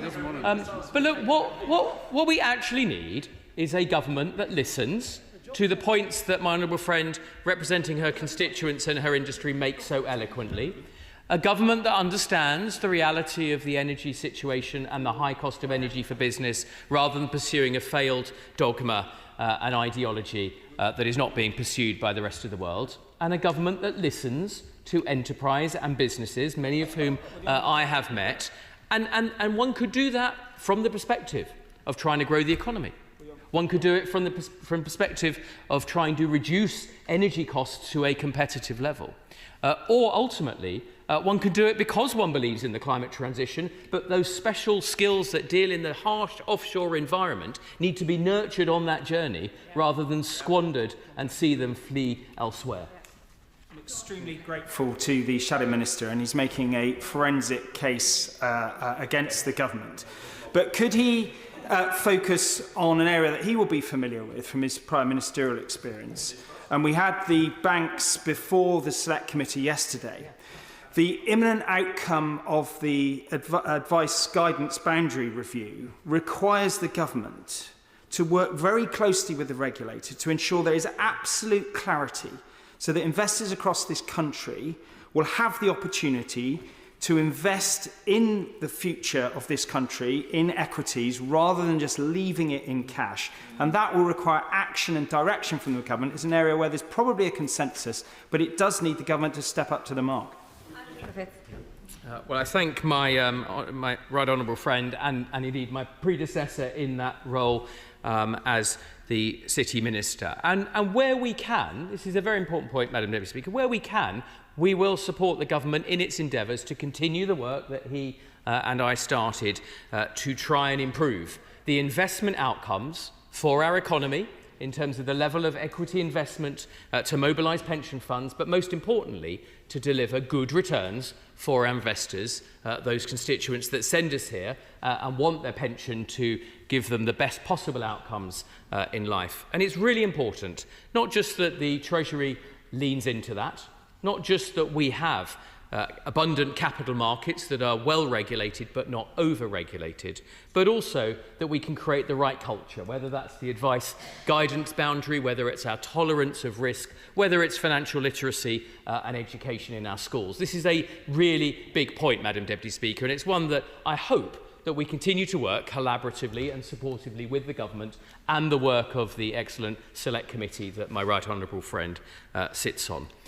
None of that, Madam Deputy Speaker, helps if wealth creators and global investors have left our country for shores elsewhere, for vindictive measures that simply won't raise anything like the numbers. And it's perfectly okay to admit sometimes when one makes a mistake. In this case, Treasury Ministers have made a mistake. The amount that is raised will be nothing like the amount that is expected. The CEBR have done some important research on that and found that the cost will be very, very significant. Far from raising money for the Treasury, ultimately we will actually, I'm afraid, as a country, lose money.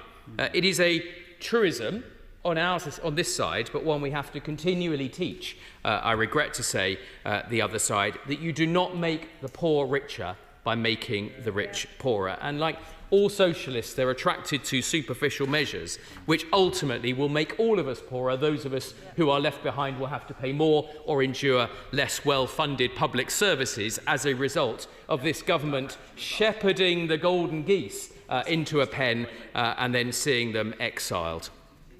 Sorry. Madam Deputy Speaker, the Deputy Prime Minister was right in her memo that we saw today. This government is indeed coming for your job, your business, your pension and your savings. It's all very clear in black and white.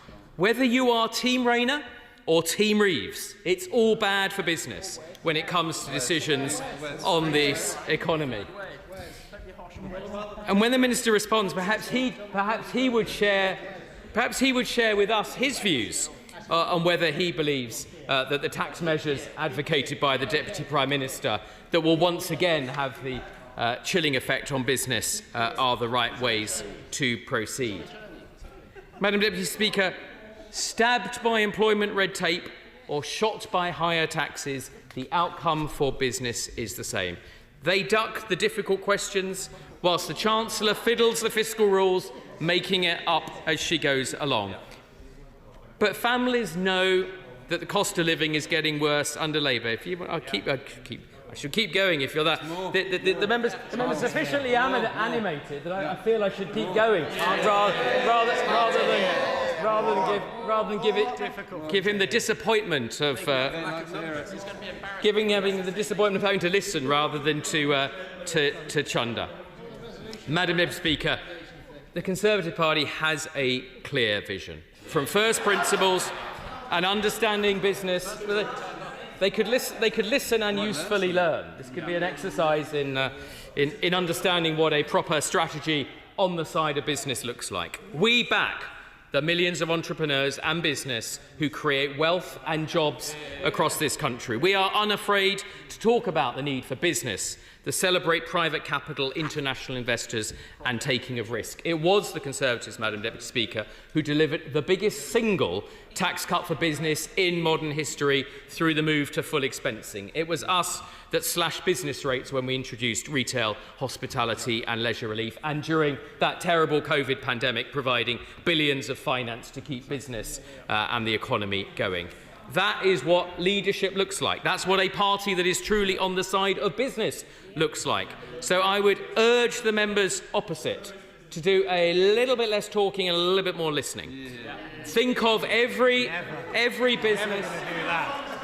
Think of every business owner and every employee that they looked at during the election and said that the government would have their back, and ask if they truly believe in their actions rather than their words that that is anything like approaching the case. Because with employment falling, wealth creators leaving this country at a rate never seen before, businesses closing, investment crashing and inflation today rising, these benches certainly do not believe so, and I commend this motion to the House. A substantial opening speech there. The question is as on the order paper, and I call the Minister, Gareth Thomas. Madam Deputy Speaker, even though that felt a very long 50 minutes, it is always nice to see the right honourable gentleman taking centre stage for the Conservative Party.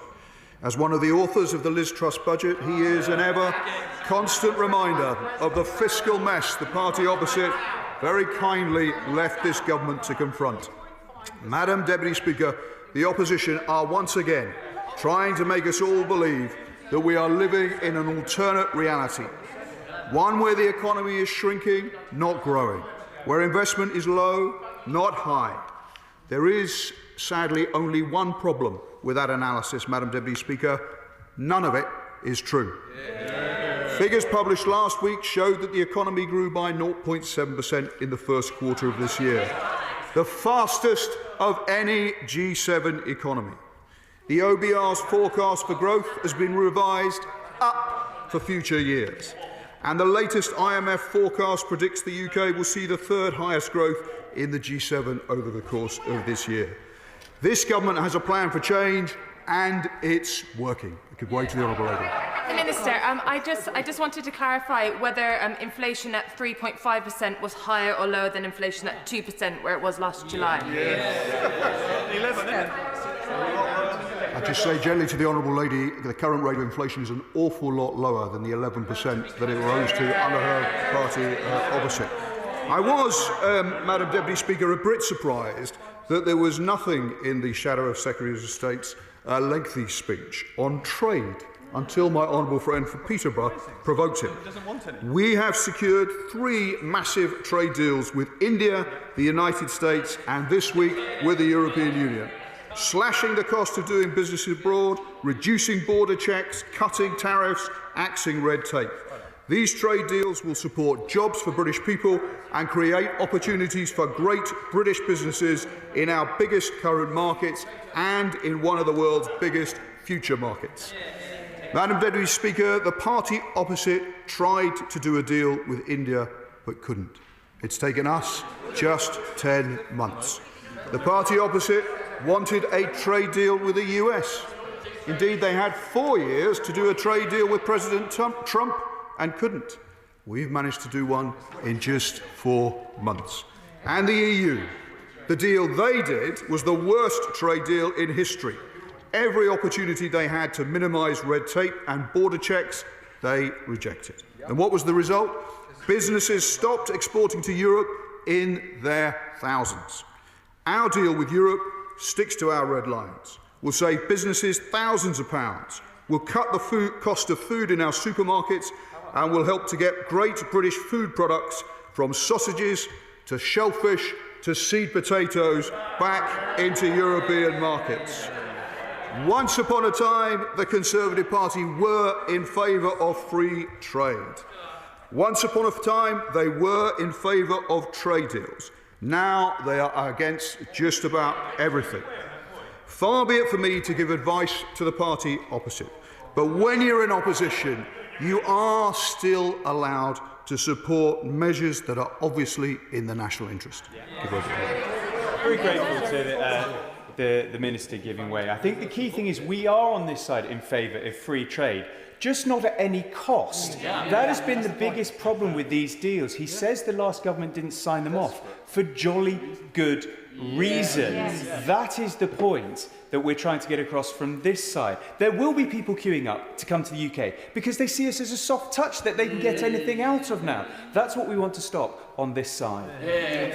Well, I'm grateful to the honourable gentleman for confirming once again that he's against the India trade deal, that he's against the deal with the US, and he's against the deal with the European Union. Let me turn now to business investment. The opposition's motion claims that investors and entrepreneurs are being driven overseas.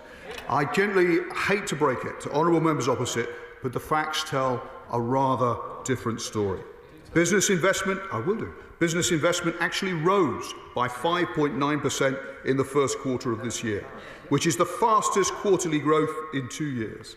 In other words, Madam Deputy Speaker, business investment is higher than when the Conservative Party left office. I give way to the honourable gentleman. To the Minister for doing so. Is he a little bit worried that that unexpected growth in the first quarter of this year was businesses making capital investment to get in ahead of tariffs?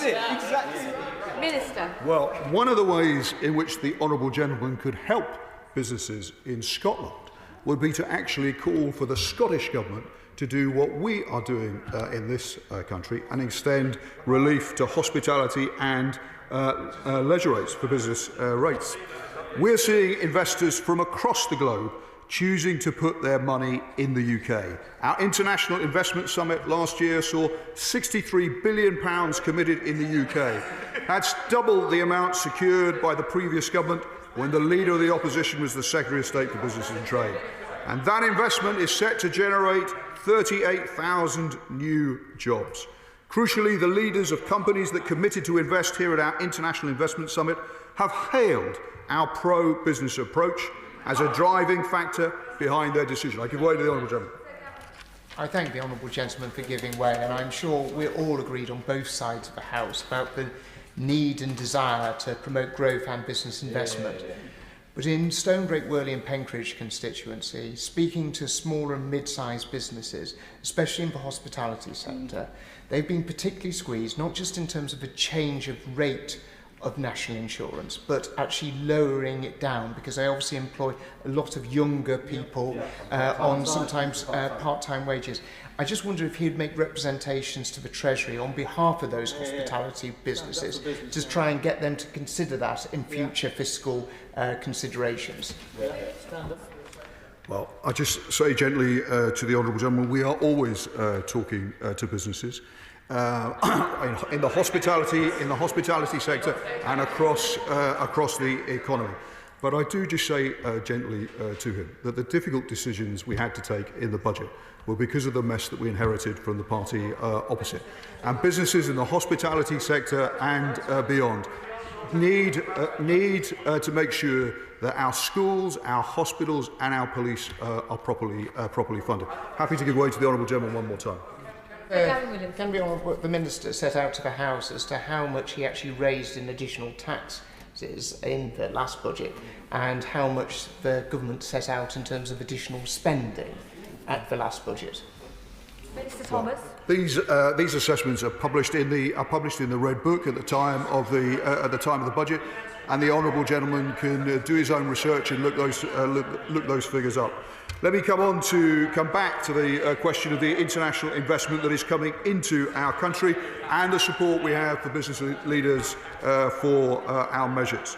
Iberdrola's executive chairman, for example, said at the time of our International Investment Summit that the clear policy direction, I say that again, the clear policy direction, stable regulatory frameworks and overall attractiveness of the UK is what has led them to doubling their investments over the next few years, reaching up to £24 billion. And since that summit, we've seen more ringing endorsements of this government's approach. In April of this year, the CEO of Blackstone, Larry Fink, praised our pro-growth agenda and said investment in Britain is undervalued. He said he has more confidence in the UK economy than he did a year ago. Meanwhile, the chief executive of JP Morgan, Jamie Dimon, has told the Financial Times he backed this government's economic reforms, noting there's much to like about the new government's pro-growth agenda. Our forthcoming industrial and trade strategies are further steps to support businesses and accelerate growth in the sectors of our economy with the most potential. There hasn't been either a strategy to help small business for more than a decade. The party opposite cut support to small businesses to get into new markets. They cut support to help businesses adopt new technologies, and they failed to tackle the scandal of late payments from big businesses. Happily give way to the Honourable Gentleman. I thank the Minister for giving way. He talks about growth and this pro-growth policy. In Q1, he had the unexpected growth of 0.7. The UK Treasury's April 2025 Survey of Independent Forecasts assesses that the entire growth for the year is 0.8%. Does that mean that he's looking forward to 0.1% growth for the whole of the rest of the year? His policy is not working, is it? Minister Thomas. With due respect, he's wrong. The OECD says we're going to have the second fastest growing economy in the G7. Let me come back to small businesses. Since taking office, we've sought to hardwire the views of small businesses into everything we do. Together with the Federation of Small Businesses, we've announced robust measures to tackle late payments. Large companies will soon have to include their payment performance in their annual reports, a massive incentive to pay their suppliers more quickly. We have also launched our new Fair Payment Code, overseen by the Small Business Commissioner. And we intend to go even further, developing a strong package on late payments, including stricter maximum payment terms and strengthened powers for the Small Business Commissioner. Go on, then. He said I was wrong, and look, it was the Treasury's own survey, so perhaps they were wrong. But the Bank of England, are they wrong as well? Because they have a forecast of 0.75% growth for this year, and even the OBR has a forecast of just 1% growth. His growth policies simply are not working, are they? Minister Thomas. With due respect to the Honourable Gentleman, I think he needs to track these things over a period of time, because the Bank of England have actually revised the growth numbers up for this year as a result of the measures we have been taking. As I said earlier, we have had to take some difficult decisions in the budget to fill the £22 billion black hole left to us by the last government, to tackle record NHS waiting lists, to invest in schools and to invest in our police. But we have been making headway to deliver on our manifesto pledge to reform business rates. One of the reasons why the party opposite lost the confidence of the business community is because time after time they promised to reform business rates and never actually did so. We're delivering lower tax rates for retail, hospitality and leisure properties from 2026-27. We're also scrapping the party opposite's immunity for low-value shopping. And we're providing additional funding to crack down on the organised gangs who target retailers. We know this has plagued businesses for years, with both staff and store owners feeling powerless. That changes now. And at the same time, we're reforming the British Business Bank to free up precious capital for businesses to expand. This includes our start-up loans and the Growth Guarantee Scheme, so that if people want to set up a new shop or business, we are making sure the support is there to help them. It's why my department launched a call for evidence on access to finance for SMEs last month, as part of our work on our upcoming small business strategy. And all of this work is having a positive, tangible impact, Madam Deputy Speaker. The newest ONS statistics revealed the number of businesses set up in this first quarter are up 2.8% compared to Q1 last year. Give way to the Honourable Lady. Minister for giving way. He talks about talking to businesses. I would urge him to do a little bit more listening to businesses.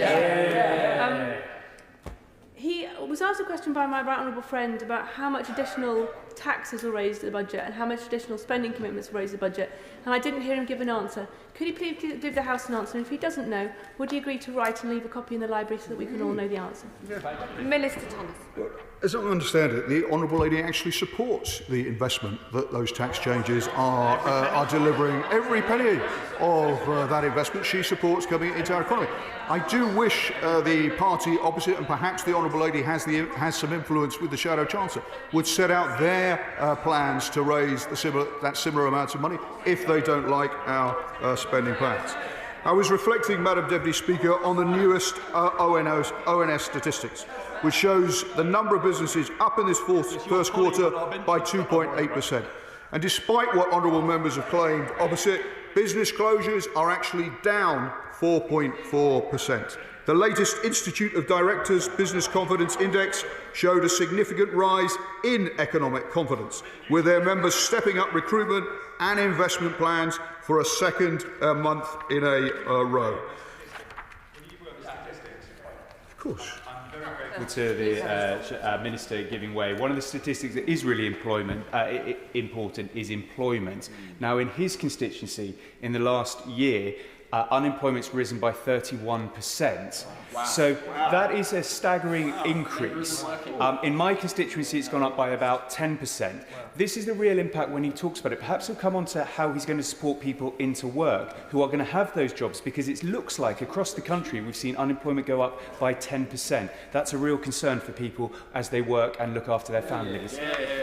The ONS numbers on employment actually show an extra 200,000 jobs in the economy since the general election. So I do gently encourage the honourable gentleman to look at a slightly wider range of statistics. The Shadow Secretary of State once again turned to the Make Work Pay and Employment Rights Bill agenda of this party. Let me just remind the House that these reforms are about increasing job security for working people. They are about raising both the national minimum wage and the national living wage, so that over 3 million eligible workers receive a pay rise of up to £1,400. It's about ending exploitative zero-hour contracts and bringing an end to unscrupulous fire and rehire. Happily. Alison Griffith.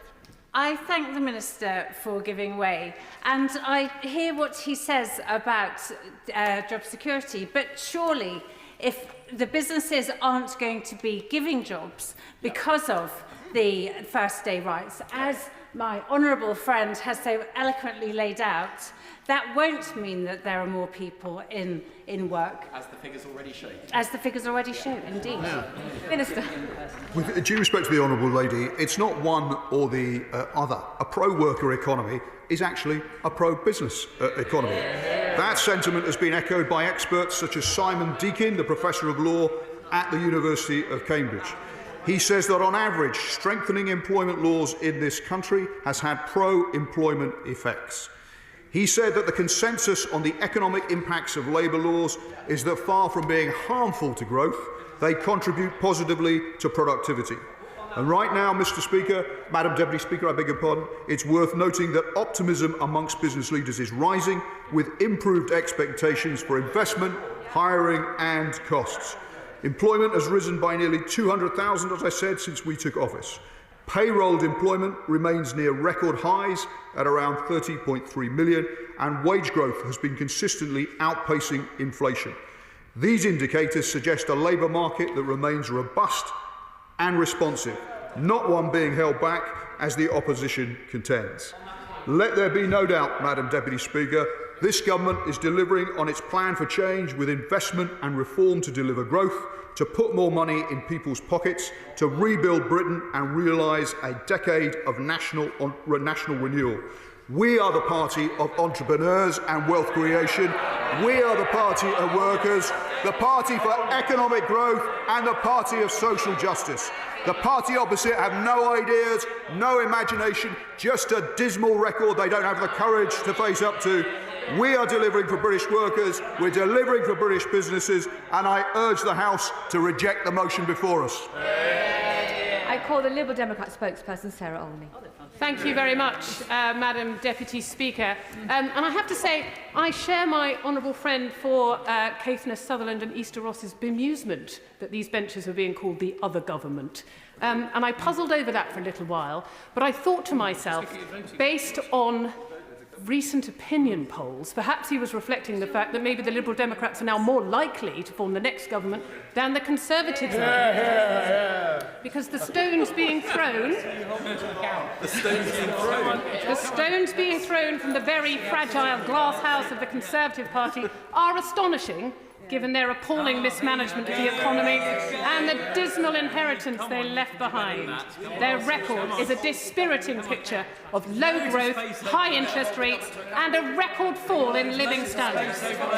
For years, the Conservative Party took people for granted, and our constituents saw this reflected in their mortgage payments, the hike in their energy bills and the prices they paid for their weekly shop.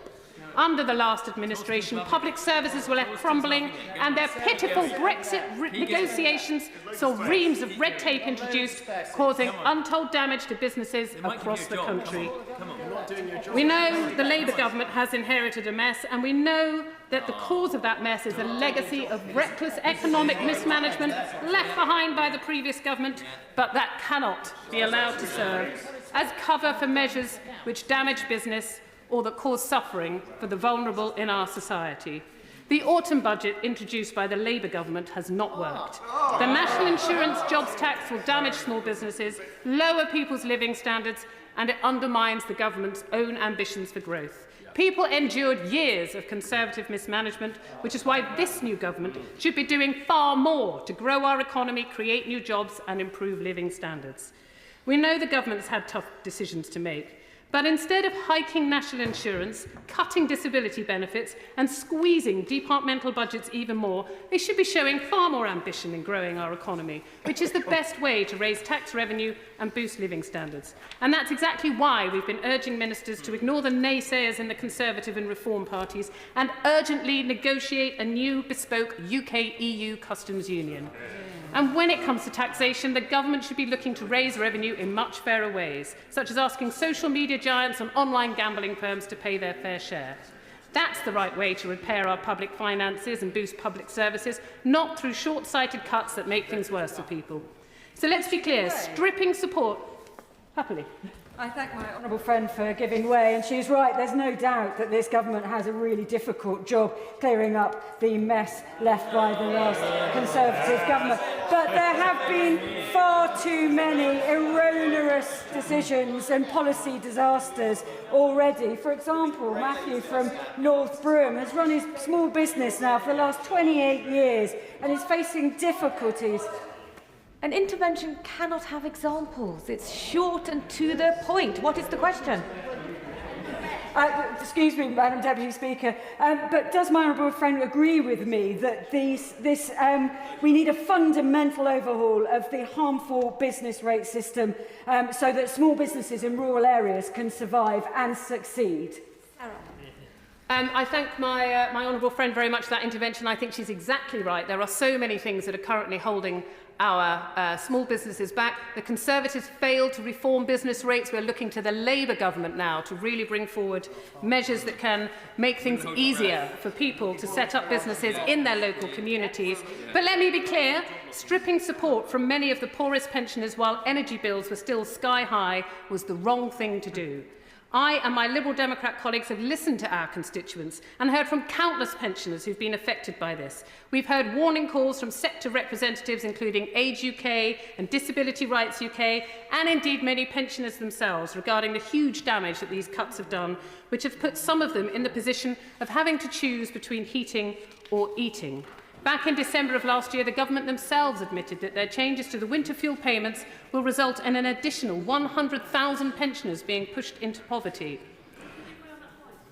I'll give way on that point. If you're giving way, she's talking about the effect of the winter fuel cuts by this government. Does she agree with me that these were not just cruel and unpleasant for the elderly people who have suffered as a result, but they're also economically illiterate too, because of the increased costs to the NHS posed by the individuals who then became sick as a result of being cold? I'm grateful to the Honourable Lady for her intervention, and the Minister will know because I've engaged them directly on this point and I have shown him examples of how those cuts have impacted pensioners in my constituency directly, very, very harshly indeed.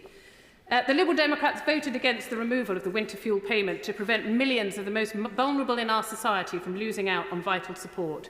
Following the Prime Minister's comments earlier today, we continue to call on the government to reverse this cut in full and ask for them to guarantee that the current cut won't be in place by next winter, ensuring that all pensioners who need support will receive it. And I'd like to ask the Minister for full details of the proposed changes as soon as he is able.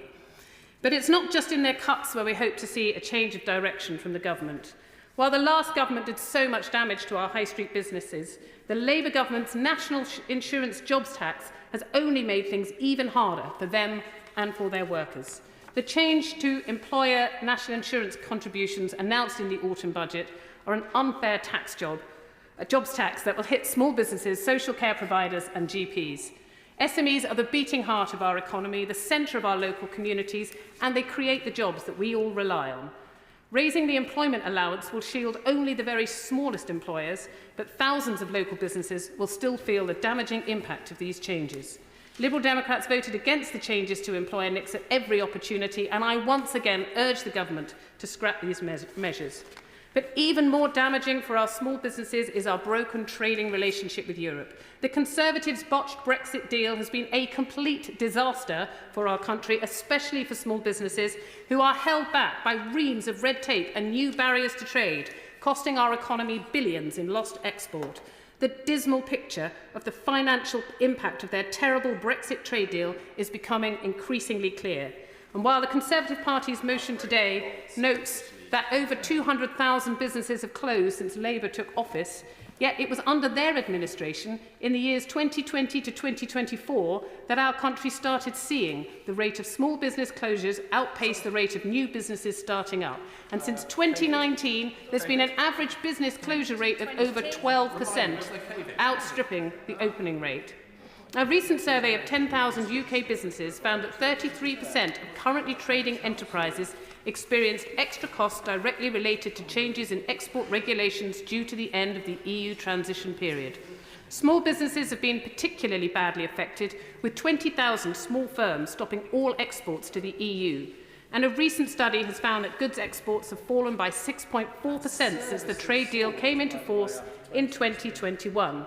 Now, I welcome the actions taken by the government at Monday's UK-EU summit, particularly the impact it will have on our seed potato trade, but I urge the government to recognise that this should only be a first step towards negotiating a new UK-EU customs union, which would ease the pressure felt by so many businesses and boost the economy as a whole. More broadly, we will continue to call on the government to introduce vital reform to the business rate system. Business rates are harmful for the economy because they directly tax capital investment in structures and equipment rather than taxing profit or the fixed stock of land.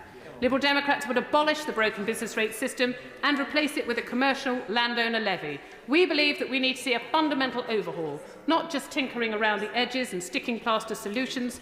We are disappointed that yet again serious reform of the system has been kicked down the road. We need fundamental reform of business rates if we wish to boost small businesses in High Street and stop penalising productive investment. The Liberal Democrats acknowledge that the government inherited a dire economic landscape compounded by the challenges posed by an aggressive Russia and an unreliable US administration. But this cannot be an excuse for the mistakes the government is making. People are still struggling with the cost of living crisis, just as small businesses are struggling with the cost of doing business. As energy prices soar, food costs keep going up and mortgage bills remain sky high. The government must take bold action to boost our economy. We urge ministers to U-turn on the winter fuel payment cut, scrap the national insurance jobs tax and row back on removing support from disabled people, many of whom need the support to stay in work. I thank my honourable friend for giving way, and she talks about U-turns. Would she also agree that the government should also reverse the family farm tax? Yes. I thank my honourable friend for making that point from her constituency, which is more rural than mine, I admit. So she's absolutely right about the family farm tax, and that is something that we would also like to see the government, as my honourable friend says, urgently U-turn on, because it is creating such difficulty in our rural communities. Instead, we call for bolder, more ambitious and fairer measures to replace business rates with a new fair system to boost high streets and town centres, negotiate a new customs union with the EU, which would cut red tape for small businesses and boost our economy as a whole. Thank you, Madam Deputy Speaker. We now have the pleasure of Chris Wins. Thank you, Madam Deputy Speaker. Thank you, Madam Deputy Speaker. I think you're far too kind. But can I start by joining others in congratulating the Veterans Minister in his epic adventure to the peak of Everest. Anecdotally, before I get into the politics, I often see the Veterans Minister in the gym, and he talks about his gym routine, which I have to say is considerably more thorough than mine. It's also a pleasure, Madam Deputy Speaker, to speak so early in a debate, as I often get compared to the member for Strangford, so I thank you for calling me. And it is a privilege to talk in this debate, and as members from across the House know, I will take any opportunity to talk about my town of Harlow and the greater constituency. As I told the Prime Minister yesterday, Harlow is home to some great businesses. It is ironic for me, as a vegetarian, that the first business to contact me following my election was actually a bacon company, A1 Bacon, who raised absolutely legitimate concerns about the increasing cost of import and export to the EU. And I'm really hopeful from what the Prime Minister said yesterday that the deal that we've negotiated will help A1 Bacon and businesses like them in Harlow to continue to thrive and trade with our EU neighbours. I will give way. Forward to the member for giving way. Could he tell us whether A1 Bacon, or indeed any other business in Harlow, believes that the Employment Rights Bill will enable them to employ more people? I thank the member for his question, and in all honesty, A1 Bacon haven't contacted me about the Employment Rights Bill, and I have to be honest with him. Their concern, primarily, as I say, was the issues with tariffs and the increase of tariffs following us leaving the EU. And I don't want to, as some members across the House would seek to do, to reopen that debate. But I think that the deal that has been negotiated by the Prime Minister will, I hope, help to deal with that issue, but also ensure we maintain as a sovereignty, which so many people who voted leave clearly want. I also want to recognise some other businesses in Harlow, Madam Deputy Speaker. What's brilliant when you first elected as an MP, you get to see many hidden treasures of your constituency that perhaps you wouldn't get the opportunity to do before you're elected. In one of my earlier visits, I actually visited Harlow Group, who actually make components for Boeing aircraft that travel the globe. And it's the only business, I understand, certainly the only business in the UK that produces the boxes where all the electric go into a Boeing 747, which I think is pretty awesome. I also want to pay tribute to Wright's Flour, New Ground Coffee, Stork Valley Gifting, as I've mentioned before, where I do my Christmas shopping, as did my predecessor, IO Glass, and Eco, a fantastic environmentally friendly charity, which I'm visiting next week. And of course, the Minister would criticise me, rightly so, if I didn't mention our wonderful local co-ops. And one issue I would... Thank you very much, Minister. And one thing I would raise with him, that has certainly been fed back from my local co-op, and I'm sure his as well, is the increased issue of retail crime. And I hope that he will take that very seriously, as I'm sure, and the Minister is nodding appreciatively, so I look forward to hearing him talk about that in his roundup. Harlow is a great town, and I've always said it may not be the newest. It may not be the oldest new town, it may not be the newest new town, it may not be the most successful economically, but it's absolutely the new town with the biggest heart. And this morning, I actually, as a member of the APPG on new towns, looked at some data produced by Visa on all of the towns in this country and the challenges that many of them face. I have to say, for me, the challenges that Harlow face, based on the metrics that they use, didn't come as a big surprise to me. And these were, and I think particularly in relation to growth, these were housing and productivity. Now, for me, Madam Deputy Speaker, the solutions to increasing Harlow's productivity and the productivity of the country in the whole come down to three key areas. First of all, I want to talk, Madam Deputy Speaker, about skills, and I want to pay tribute to the fantastic work, as I have done a number of times in this chamber, the work of Harlow College, who for many years have supported Harlow's next generation of young people to give them the skills they need, not only for today, but for the jobs of tomorrow. Equally, I want to talk about the importance of transport links. I'm going to do a little bit of a pitch for Harlow later, Minister, if you don't mind, but we are ideally located between London and an international airport, so lots of potential there. And also, the other thing is about transactions and actually generating, what's the word I'm looking for? Stimulating the economy by the transactions we make. And I welcome the £20 million of government investment into Harlow Town Centre. But I do, Minister, want more for my town. And I appreciate that the member for Salisbury and Wiltshire isn't in his place at the moment, but I have told him I'm going to mention this. But I know he's got a German debate later on this very issue. But I will continue to lobby on behalf of Harlow to be the new site of the UK Health Security Agency, which would mean 3,000 new high-tech jobs for Harlow, providing Harlow's next generation with not only the opportunity to aspire, but to really achieve in those high-tech jobs of the future. Now, Madam Deputy Speaker, the reality is economic activity in Harlow did raise under the previous government, and my big ask of this government is to invest in my town and in my community. Now, anyone that knows me will know I'm a pretty positive guy, and the Minister has set out absolutely the reasons that we should be positive. The UK has the fastest growing economy in the G7. We've had four interest rate cuts in a row. And this week and last week we have signed 3 international deals to boost trade. For the first time in a long time, Madam Deputy Speaker, there is hope on the horizon for the people of Harlow. And I know under this government, this country will have a great future on the world stage. And my only ask of the Minister is to ensure that Harlow is a part of that bright future. Mahindra. Thank you, Madam Deputy Speaker. It's a pleasure to follow the honourable member from Harlow, because it's quite close to my own stomping ground, so I know some of the areas that he was referring to. I am surprised he didn't mention the enterprise zone, though, because I know that's a world-class area for business. I wanted to focus my comments on my own constituency of South West Hertfordshire. 3 Years District Council is the main council area for my area, but we've seen business closures have outpaced new openings since July 2024. My local high streets in Rickmansworth, Chorleywood and South Oxley are visibly suffering. Shuttered shops, rising costs and dwindling support. These are high streets historically that have never had vacancies. And it causes me increasingly concerned that the volatility in our high streets, as I say, as a former retailer, is something that whichever side of the house you're on, is a poor legacy if we do not fix this problem. The small businesses I speak to say they feel abandoned by this government. They're facing high energy bills, rent and poor footfall. Part of that is not the responsibility of government, part of it is decision making made by the Lib Dem local councils, things like parking charges and on-street parking.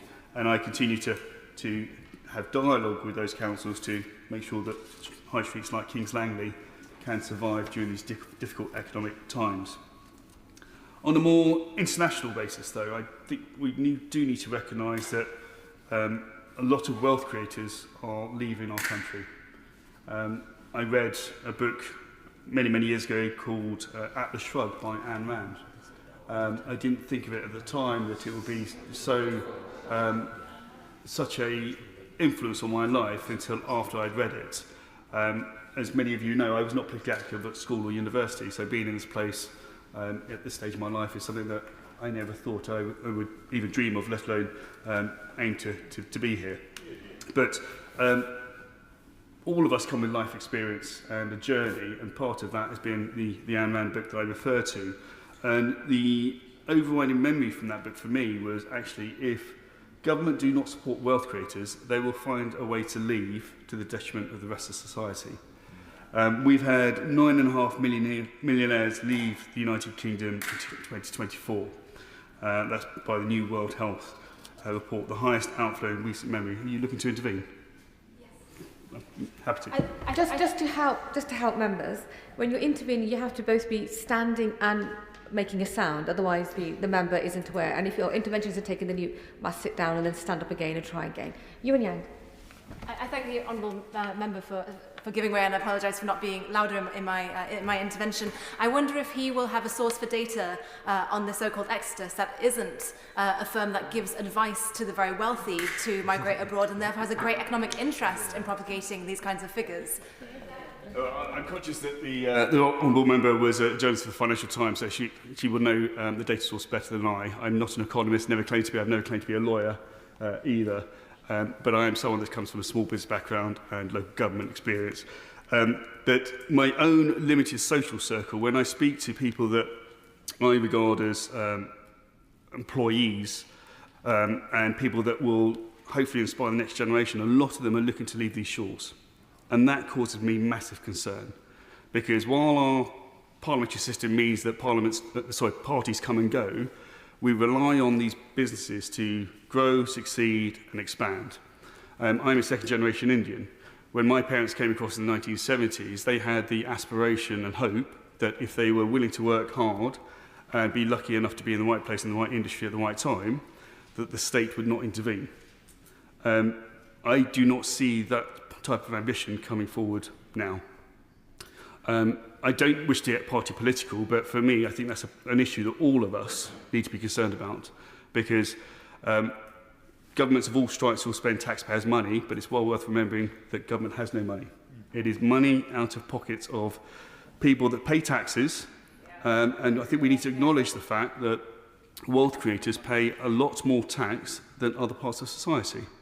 And if they choose to leave, and we live in a global world, it will mean that Treasury, and I look at the Treasury Minister in his place, will not have the benefit of income in his coffers to actually spend on things that are vital to us and our communities.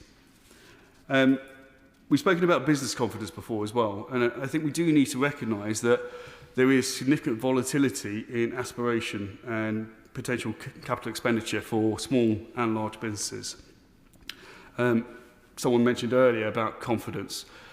Businesses need certainty of direction of travel. And yes. Honourable member for giving way. He's absolutely right that businesses need certainty. So would he agree with me that the thing that most undermined the certainty that businesses had was the chaos that the party opposite created through Liz Truss's disastrous mini-budget? I will let the new member make his political point, but the only point I would make in the last Parliament is, for the first 2 years of my first term, we dealt with a global pandemic where we spent over £400 billion worth of taxpayers' money. When I got elected in December 2019 with an 80-seat majority, we were looking to actually reform, hopefully, our tax base and the way we finance our government spending. We did not have that opportunity. Now, with the government's current majority, I do hope they're ambitious. Others have spoken about business rate reform. I do think it's massively outdated that we look at businesses based on bricks and mortar. If I was going to be a financial retailer today, I would just do an online presence only. And that would mean that the vibrancy of our high streets would be lost, because it would just end up being the bookmakers, the hairdressers, the charity shops, the coffee shops. Nothing wrong with those, but actually the high streets that I support and honoured to be the Member of Parliament for are high streets with significant diversity of what they offer. We haven't really spoken about banking and the move away from on-street branches, but we are trying to deal with that locally by having places like the post office be banking hubs. Someone made reference earlier to HMRC, and it's a pitch to the Minister, Treasury Minister. HMRC, from my limited experience over the years, have got increasingly more aggressive, but also not necessarily fair. Things like interest rates charged on potential debt. If there is an overpayment by an employer or business, the interest rate that they receive versus what HMRC take is different. We should not regard businesses as a cash cow if they've done nothing wrong. So can I leave that with the ministers to have a look at? I would actually prefer HMRC to be not an arm's length body. I think having ministerial control and oversight is something that I would be willing to at least investigate to see if that was practical, on the full understanding that we absolutely need to make sure that civil servants do have the freedom to actually raise revenue and collect it. Just going back to Hertfordshire, if I may. The median weekly wage in Hertfordshire is £851, which is higher than the UK average of £728. But with inflation rising, and we heard overnight that inflation is now at 3.5%, and the rising cost of living, people are feeling poorer. And off the back of that, that means that they're spending less on our high streets. They're less likely to spend capital expenditure on their own homes or buy a new car or whatever else that they would have done if they felt more flush with cash, so to speak. Yes. Makes a great point, and I was contacted by Yodi, who owns LA Fish in my constituency of Chichester, and he is saying that the next rise is going to cost him £1,200 a month that he now has to find. He has two choices, and one of them is passing on that cost to consumers. And we already know that the price of fish and chips has raised quite exponentially over the years, and so the cost of living pressures continue to make that worse. Does he agree with me that the small businesses like this are really under risk from the government's introduction of next rises? An absolutely excellent point. I think the plea for me to government is actually reducing tax rates does perversely sometimes increase the amount of money you receive in tax coffers. I say that as someone, a retailer, when we reduced VAT down to 15%. It allowed me the certainty to actually expand our furniture business. We got another outlet, we employed more people, we paid more business rates. So in effect, we were able to expand, but actually it was a win-win for both the state and us as a small business. We've spoken about NICs, but the Employment Rights Bill that's coming through does cause me massive concerns. The risks that I would have taken with a 16 to 18-year-old, I would now think twice on, because actually it's the same cost for me to employ someone in their 30s or 40s as it would be a first jobber. There is a ticking time bomb where people are leaving university in the summer or college, and where are they going to work? We've spoken about the 100,000 less jobs over the last 12 months. That's only going to get worse when those people that finish their graduate jobs, graduate degrees or college, A-levels and BTECs and what have you, can't get into employment. That is going to affect the Minister's workings. So this side, we will be fully supportive of government if they're doing the right thing. Our role in this place is to be critical friends, because we all want. I was listening, I spent a lot of time in the chamber, but yes, there's the element of punch of duty, but actually the reality is there's 650 of us here that want great legislation to support our communities, to make sure that people can get on with their daily lives without the burden of having to think about legislation because they want us to get on with it on their behalf. In terms of tax rises, obviously there was the leak from the Deputy Prime Minister's letter to the Chancellor. I remain concerned that actually any ambition to increase taxes is another death by 1,000 cuts on our small businesses. We need certainty and support from this government to say to people, go and be ambitious. Because actually, if people are going to be risk averse, there'll be a structural problem for us on our high streets and our small businesses, which mean that actually we're not going to create the next unicorn of the world, because actually those people that are ambitious would have already left our country to generate their income in better financial climate in a different area, typically maybe the Middle East or other parts of Europe. Of course we will. Well, gentleman for giving way, and I was particularly touched by his story of the role that his father had contributed to the economy. I very much hope that he'll be here present in the immigration debate this afternoon to make the same point about the vital work that immigrants do in the UK to wealth creation. But he's mentioned NIC, he's mentioned the other headwinds facing small businesses. One small business in West Dorset's seen their business rates go from 8 to 27,000. If we want to help small businesses grow, surely we've got to stop taxing them so much. I've always thought that business rates was totally outdated. Obviously, it generates a significant amount of money for the Treasury, so there is resistance to actually reforming that without knowing for certain how they're going to fill that significant black hole. We also haven't spoken about hospices and the effects that the charity sector is being impacted by NICs. I know others have spoken about winter fuel allowance as well, but these are all affecting our most vulnerable, either individuals or community groups and charities that fill a massive void that the state or the private individual do not.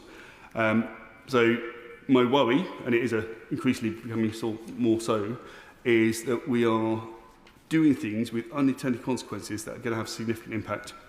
And the reason why we chose this debate today was to ensure that the government heard loud and clear from across the House that where they do the right thing we will support, but where they need to, I'm not going to say U-turn, where they need to adjust their direction of travel, we will support that. Because it benefits no one if we just chuck political grenades to no benefit of our communities. I'm going to just finish on the loss of confidence in businesses. Small businesses are closing. Investors are leaving, inflation is rising, confidence is collapsing. I know there's a lack of direct business experience on the front bench, but that's neither here nor there. But I would urge the Minister to listen to those that have run businesses of whatever shape or size, because actually that life experience is what brings them value in this place. And actually, I know there's various economists and think tankers and all the rest of it on his side, but actually, speaking to one friend who created a business employing 1,000 people, that is real life experience about actually how this government's decisions will influence or would have influenced his business projections and ambition. And my continual conversations with businesses at the moment are actually they are looking to shrink and be secure rather than expand and be ambitious. And that is not what the UK is about. We are outward looking and globally ambitious, and I wish this government success in hopefully getting to that point. Thank you. Dr. Jeevan Sandhu. Oh, thank you, Madam Deputy Speaker, and thank you for allowing me to rise and speak in this debate on the economy. Now, we know a nation where every single one of us can earn a decent life is a stronger nation, and that's exactly the kind of country this government is creating. Because today in this country, too many can't earn a decent life. Our nation is weaker as a result. And the task before us is to create that nation, a stronger nation, not the weaker and more divided one that some in this House would like to see and that they speak to time and time again. And I'll take the motion in good faith on the opposition, but I will say that each of the points is mistaken, and I will come to them, each of them, in due course. We do live in dangerous times, Madam Deputy Speaker. A third of us can't earn a decent living. And that is because the party opposite left us with some of the highest energy, housing and childcare costs in the world. They left us with a no-growth economy, with wages did not grow for 14 years, the longest squeeze since Napoleon. And their hero, Margaret Thatcher, destroyed manufacturing in this country. The fastest deindustrialisation in the Western Europe. Non-graduates who can't get good jobs, who are now turning away from democracy itself. I'll start over here. I'm on dangerous territory here, Madam Deputy Speaker. It ill behoves me to try and defend the party to my extreme right. But does he remember the note that was left by the Labour Chief Secretary to the Treasury in 2010 about all the money's gone? Well, Madam Deputy Speaker, I was a very young man then as it happened, so it was rather a long time ago. I believe the member over here would like to intervene as well. Or perhaps not anymore. Oh. Busy. Tweeting away. It's okay, don't worry about it. Madam Deputy... Oh, go on then. I wondered, the honourable member talked about deindustrialisation. Can he remind me what happened to manufacturing's share of the economy under the last Labour government? What did it go up? Manufacturing has been falling in this country since Margaret Thatcher came here. And the lack of those manufacturing jobs, the inability for non-graduates to get a decent job, good jobs in this country, is precisely why they are turning away from democracy itself. And more than that as well, the fastest deindustrialisation in Western Europe. And on top of that, in a moment, on top of that, young people who cannot move out of their mum and dads, 40% of them, 18 to 35-year-olds living at home with mum and dad, and each of them, in a moment, each of them now turning away. I'll give way. I just do want to continue on this point about deindustrialisation. Isn't it the case that manufacturing's share of the economy dramatically fell under the last Labour government and then stayed the same under the last Conservative government? Luckily, I will be getting back onto reindustrialising this economy and what this Labour government is doing right now. I'll turn now to the motion at hand. It doesn't really add up. Each point in turn. The motion speaks to employment. Employment today is higher than it was at the July election, as is youth employment as well. More people entering the labour market, less people off sick, and that is because we're getting waiting lists down. This motion speaks of businesses closing down. Over 230,000 have been created, a net increase of 10,000. When it comes to business rates, a permanent 40% reduction in business rates for high street shops. The Employment Rights Bill, which we are incredibly proud of on this side of the House. I will read directly from page 4 of the impact assessment. The package will be significantly positive for society, i.e. the benefits will outweigh the costs. It goes on, a direct and positive contribution to employment growth. Pro-worker, pro-business, pro-growth. That is the record and legacy of this Labour government. And where we differ from the party opposite, where we differ entirely and fundamentally, is that we do not believe that it is simply business owners and entrepreneurs that create wealth and create growth in this country. Every worker, every nurse, every doctor, every teacher, they create wealth in this nation. It is a joint enterprise between capital and labour to produce more. That is where we are. Our nation, a stronger nation, is one where each of us does well. And that is the country we are creating. In stark contrast to what they left us opposite. To get everyone to live a decent life, we need to get costs down. Firstly, we move on to costs. Now, members opposite across this House have spoken about inflation today. A third of today's increase in prices because of our energy costs. Why? Because we're dependent on natural gas that sets the price 98% of the time. Natural gas that's 50 to 75% more expensive than wind and solar. That is why we're investing in clean energy, cheaper energy that's secure for the long run, not just the next 5 or 10 years. We have some of the highest childcare costs in the world, and that is why the chance to put more money into it so everyone can get the childcare they need and get their bills down as well. Secondly, and to take the point from our member opposite, creating good jobs for non-graduates, building 1.5 million homes, GB Energy, warm homes, and the warm homes plan as well, that's good jobs for non-graduates. And thirdly, for young people, for our generation, building homes so we can actually move out of mum and dad's.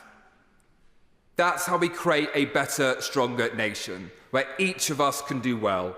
Stronger because we produce more, stronger because we have a stake in each other's well-being, and stronger because we have a shared sense of purpose.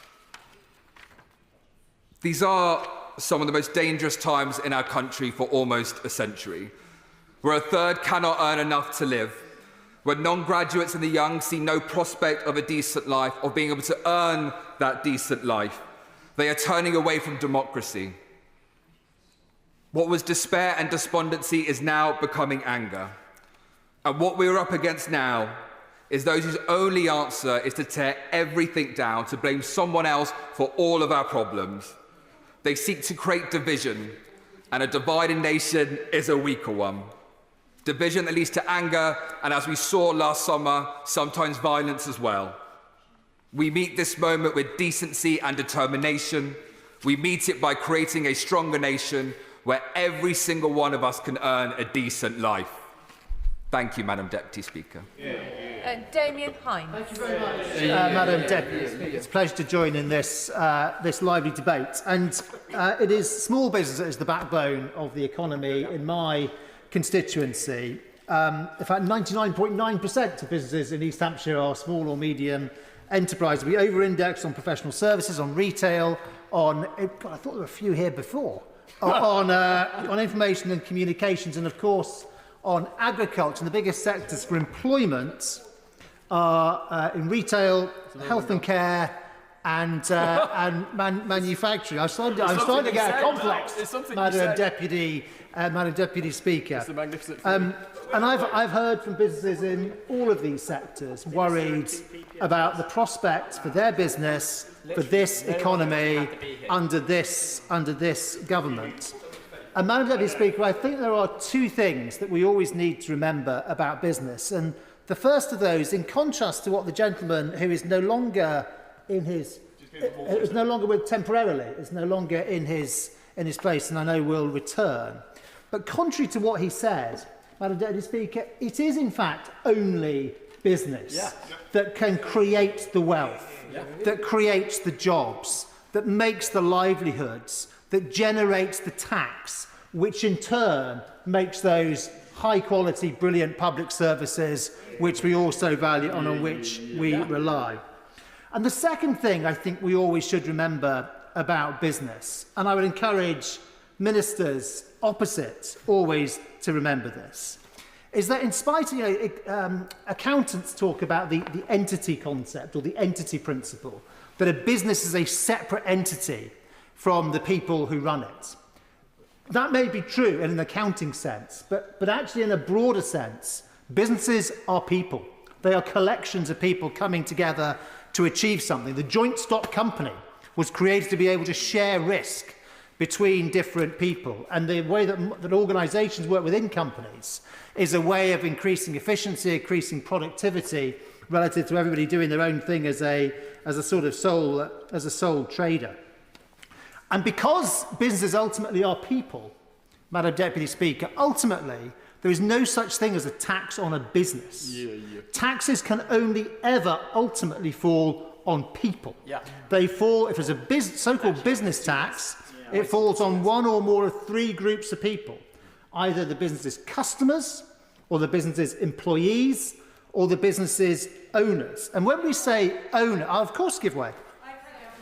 For giving way. He talks about the impact on people. A small business in my constituency in Fivehead has recently had to reduce her staff by 4. Small business, real impact. Small businesses create so much for our rural economies. So does he agree with me that the government should scrap the NIC rise and replace the broken business rates with a new, fairer funding system to boost our rural economies and jobs in our rural areas? She makes very good points about small business, particularly rural small business, and I'm going to come on to talking about both about national insurance contributions and about business rates. But I just wanted to come back to this thing about taxes on business, or ultimately taxes on people, and I think probably some of the, I was going to say some of them, there's not maybe there were more than some of them were more, would say, well, if it's a tax on the owners, we don't mind because they're the capitalists, they can afford it. We need to remember that the owners of businesses are a mixture of institutional owners, which, by the way, includes like your mum's pension fund. And in the case of small businesses, actually, literally small business owners, quite often sole traders, sometimes family businesses. This is who we are talking about. But if it's not them, then it's either the customers or the employees. And I'm afraid we are going to see this effect with the national insurance contribution rise. That ultimately that tax is going to be felt by those two groups of people, and particularly, I'm afraid, by employees, by a mixture of wage suppression over time, possibly some actual job losses, but the bigger effect is not going to be about I think, job losses, but about jobs that are never created in the first place, and particularly among the youngest people and those furthest from the labour market, my honourable friend. My right honourable friend's making a very good point. The government, when they brought in the national insurance contribution on employers, used this sleight of hand saying this isn't a tax on working people. But does he agree with me that the Office of Budget Responsibility, in their assessment of the impact, concluded that the overwhelming majority of that cost will be borne by the employees and not this notional employer? It will, and I repeat again, it can only be one of those three. And all the indications are there will be some price increases, so those costs will be felt by customers, by consumers, but all the indications are that actually the big effects are going to be in wage suppression and in employment. And reduced economic growth. And which ultimately, of course, also means slower economic growth.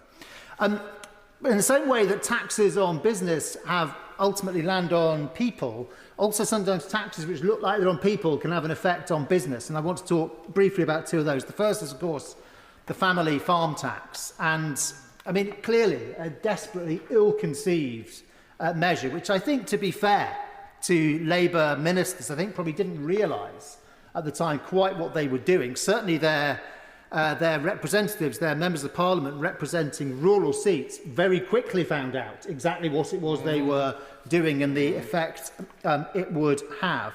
There is an alternative proposal on the table, which we know has been put by representatives of the sector to the Treasury, and as it's going to be this brilliant Treasury Minister winding up, I am sure, Madam Deputy Speaker, or at least I hope, that he will find it possible to share with this House the critique that the Treasury have of that alternative proposal, the so-called clawback proposal, which would be much fairer, and why they are rejecting it. But so the family farm tax had quite a lot of debate in this House. The business property relief situation has had somewhat less, and it's not quite as acute in some ways as for the family farm tax, but there are also a number of parallels and similarities.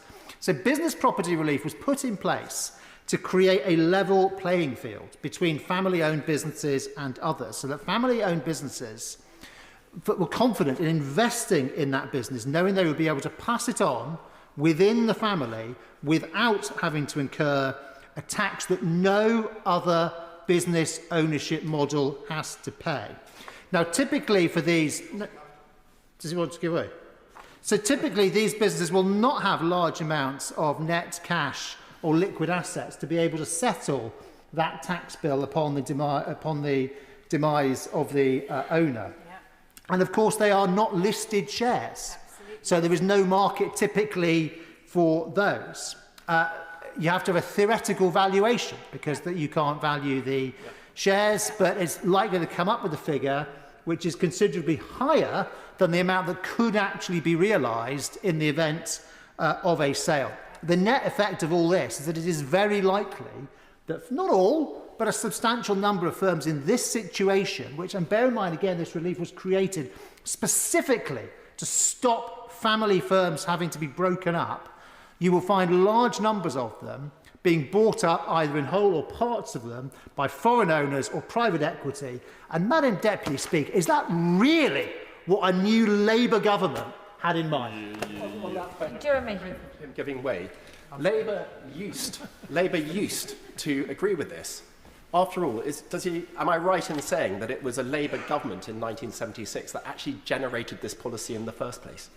Well, Madam Deputy Speaker, you'll have to forgive me. I don't have the history to my fingertips, but this is a relief which has been recognised over the years. It's been looked at, by the way, of course, in the past. Treasury officials always, I have been one myself, a Treasury Minister, you always get presented with the various things you could do. But generally speaking, when many people before you have found good reasons to keep something, it's a good idea to wonder about what those reasons might have been.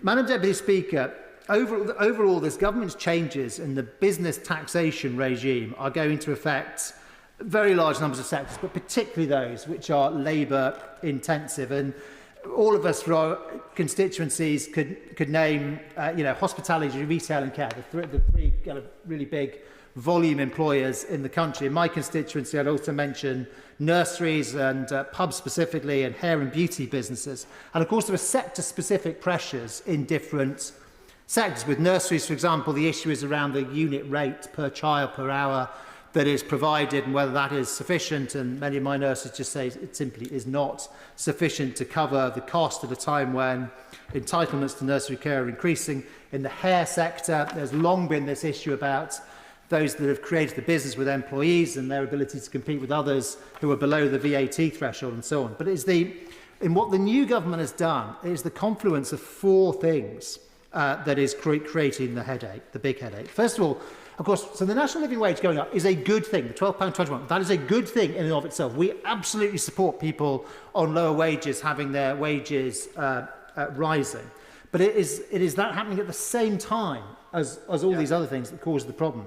I won't talk in detail about national insurance contribution because others have, but particularly the effect of that on part-time employees. And the government ought to acknowledge also the gender differential effect that comes with that, which we've heard little about. Business rates. I heard two Labour MPs, Madam Deputy Speaker, today saying business rates have gone down for retail and hospitality businesses. The Minister himself and then somebody over there said, try telling that to those businesses, unless he's going to tell me he has told that to his local retailers and pubs. Go ahead.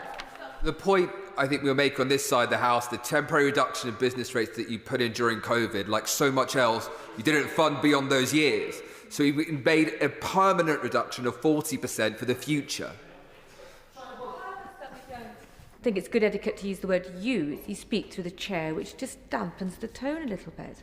Damien Hines. I shall suitably dampen, Madam Deputy Speaker, but at a time when you're changing the relief from 75% to 40%, try telling those businesses, who are also facing the national insurance contributions increase and all the other cost increases, try telling them you are reducing their bill when clearly it's going up.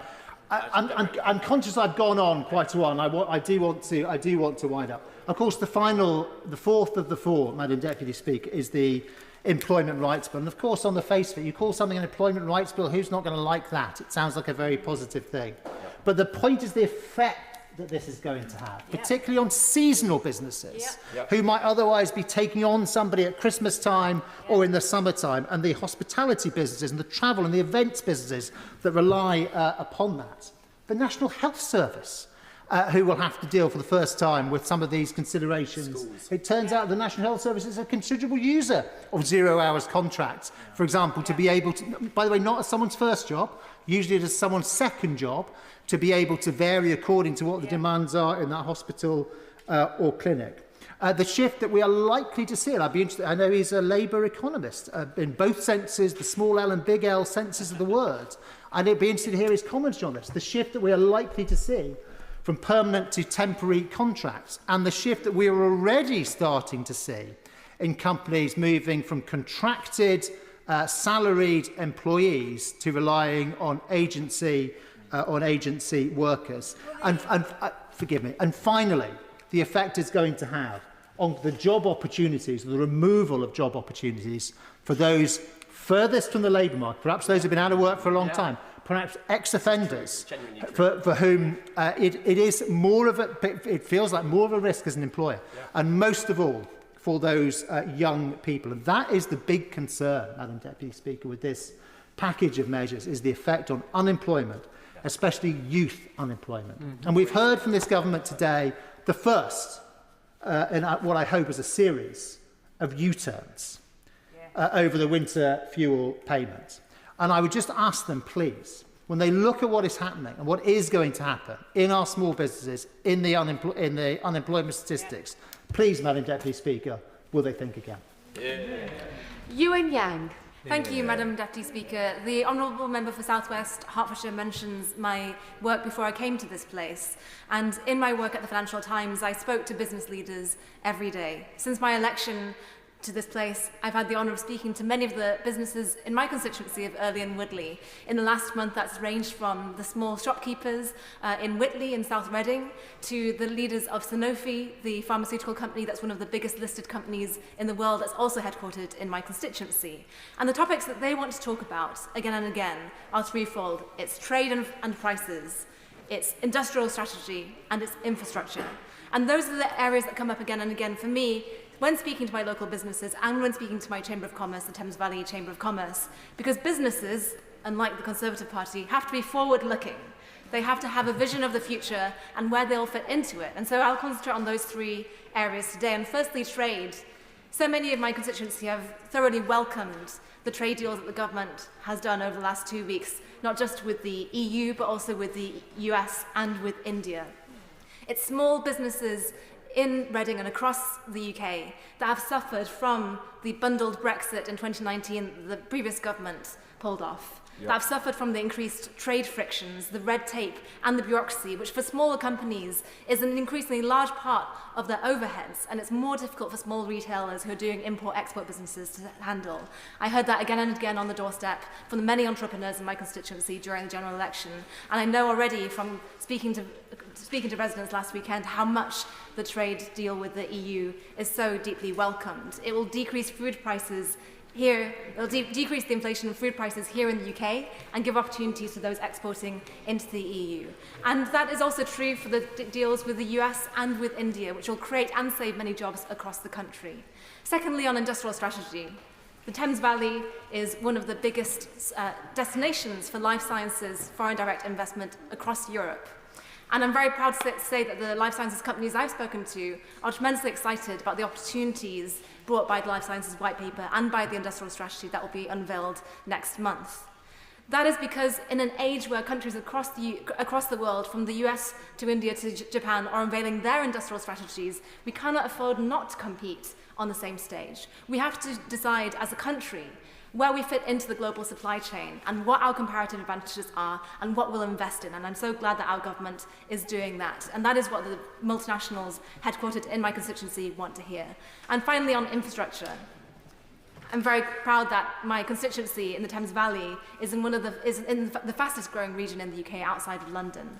And the Thames Valley is one of the fastest growing regions, not because there's something in the water, although these days with Thames water you can never tell, but because of the infrastructure. That means that we are close to Heathrow, we are close on the M4 to many major cities, to London, and we have the Elizabeth line and we have the rail links that bring us into connection with so many ports and other cities across the UK. And that infrastructure is paid for and is funded by the government. That infrastructure isn't just the physical infrastructure, but the services, the schools and hospitals that mean that families want to move to our area and want to build their lives there and bring their professional skills there. And that's why I continue to press for the investment in the NHS that we sorely need and in our local Royal Berkshire Hospital. I will take that yes. Sorry, I know the Honourable Member was just about to conclude, but I think it's notable that she decided not to talk about hospitality, leisure and retail businesses in her constituency, or private schools, or all sorts of other industries. Other businesses that are talking to me and are deeply worried about the policies of this government. I wonder if the Honourable Member would like to reflect on the impact to smaller businesses in the retail hospitality space. Member for his intervention, and then the first business that I mentioned in my speech were the small shopkeepers in Whitley, the retail businesses who want to keep their food prices low, who are dependent on imports from the EU predominantly, and want to make sure that their customers get a good deal, and I support that very, very much. Yeah. So those are the three areas that businesses speak to me about regularly, and those are the areas that I hope our government agenda will continue to reflect. But I can't help but touch on one final area that the Shadow Minister brought up, which is the area of employment. Because I do think that it is on this area of employment rights that the Conservative Party sadly show whose side they're really on. when they purport to talk about the benefits to young people. It is young people in my constituency in the University of Reading who stand to benefit from the increase in the minimum wage and who are the most glad for this very popular policy and for the employment rights that they'll benefit from in the employment rights bill. I'm about to draw to a close, but thank you. And so it is young people who are both the future and also who need a rise in their wages because of the cost of living, because of the living standards crisis that we face across this country. And the University of Reading, which both employs those young people, but also is a source of education for those young people, can see that as an employer, it is better that all employers lift their standards so that they are not undercut by other employers seeking a race to the bottom. So in conclusion, Madam Deputy, I will finish now. So in conclusion, Madam Deputy Speaker, I'm very proud today to talk about businesses and the real issues on the agenda of businesses, and I do not see those reflected in the Opposition Day agenda that I hear from the Conservative Party. I hope that this government will continue to raise for living costs. That the Honourable Lady is not giving way, and she's about to conclude. Ewan Yang. I hope this government will continue to make progress both on living standards and on growth that benefits all parts of our economy. Dave Dugan. Madam Deputy Speaker, it's a pleasure to speak in such an important issue. Glad to be here speaking up for Scottish constituents. I can see one of my Conservative colleagues is going to be speaking up for his Scottish constituents. Nobody over there's turned up to speak for their Scottish constituents in this issue. Want to start with the good bits. Now that we've got that done, we'll get into the meat of it. Predominantly, as have been touched on, is the real incredibly wrong-headed break on investment and enterprise, which is the jobs tax on national employers' national insurance. I don't think it is a sleight of hand. I think it goes beyond that. To say that employers' national insurance is not a tax on working people, it stretches disingenuousness to its absolute limits. And it's also counterproductive. The £23 billion, whatever the government's target was to take in from employers on that, has already been attrited well down below £10 billion. And if they were actually to do the right thing by hospices, it would go down even further. A massive burden for a very modest gain for the Treasury, and that doesn't take into account the consequential costs of imposing such a burden on businesses and employers. The impact's already been felt in care homes in Scotland, with 5 closing ahead of this disaster for enterprise. And the ONS have predicted that 25,000 jobs will be lost across the United Kingdom as a result. I remember when this was introduced, I spoke to one of my local pubs in Angus and Perthshire Glens, and jokingly asked when I ordered a pint if the penny was already off the pint yet, and he said yes it is, and I've stuck on another 20 for your national insurance increase. And I think that speaks, although that's anecdotal, Madam Deputy Speaker, it speaks to the gulf in understanding between UK Government Treasury ministers and the real economy that actually makes things tick.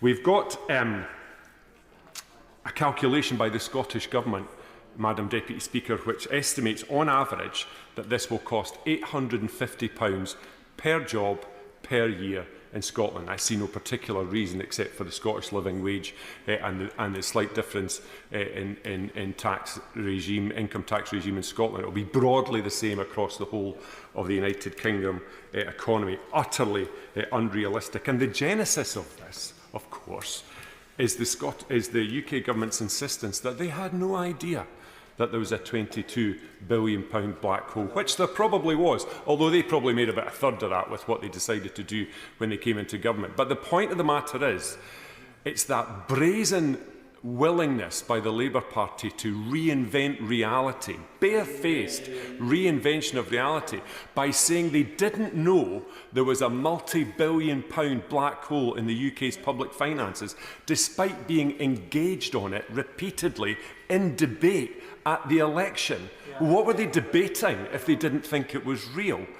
So it's totally disingenuous. Now, inflation jumped up again 3.5% in April, up from 2.6% in March. Not caused by an economy firing on all cylinders, not caused by a rejuvenated consumer sector high on the output from a new government full of ideas and creativity. No, not any of that which is driving inflation. It's driven by electricity prices, gas prices and water bills, which consumers can do little or nothing about, but which they're still having to fight to pay on top of higher interest rates as the Bank of England tries to get on top of inflation in a deeply dysfunctional economy.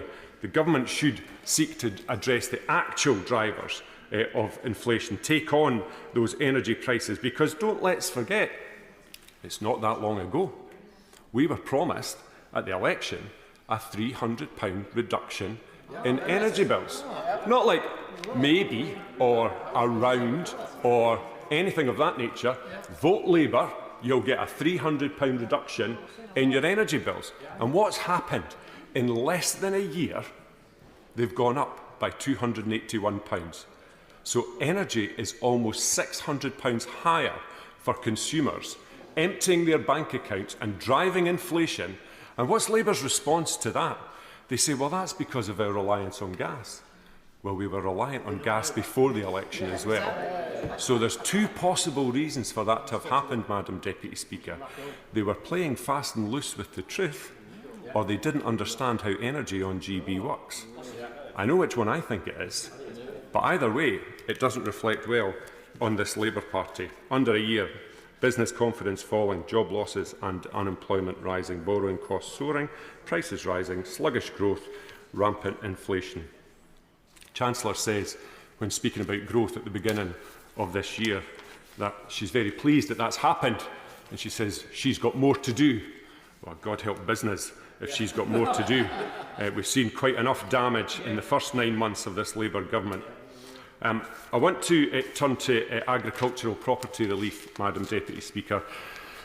In the Garden of Scotland, that is Angus and Perthshire Glens, and I'll take no dispute on that fact, that we have some of the most productive agricultural land on these islands. And as you would anticipate with some of the most productive agricultural land on these islands, we have extremely high-performing food producers who invest heavily in the latest technology and equipment, who make sure that there is a tremendous return on investment so that they get the best yields possible, so that they can drive down prices and deliver good value food for tables across these islands and beyond.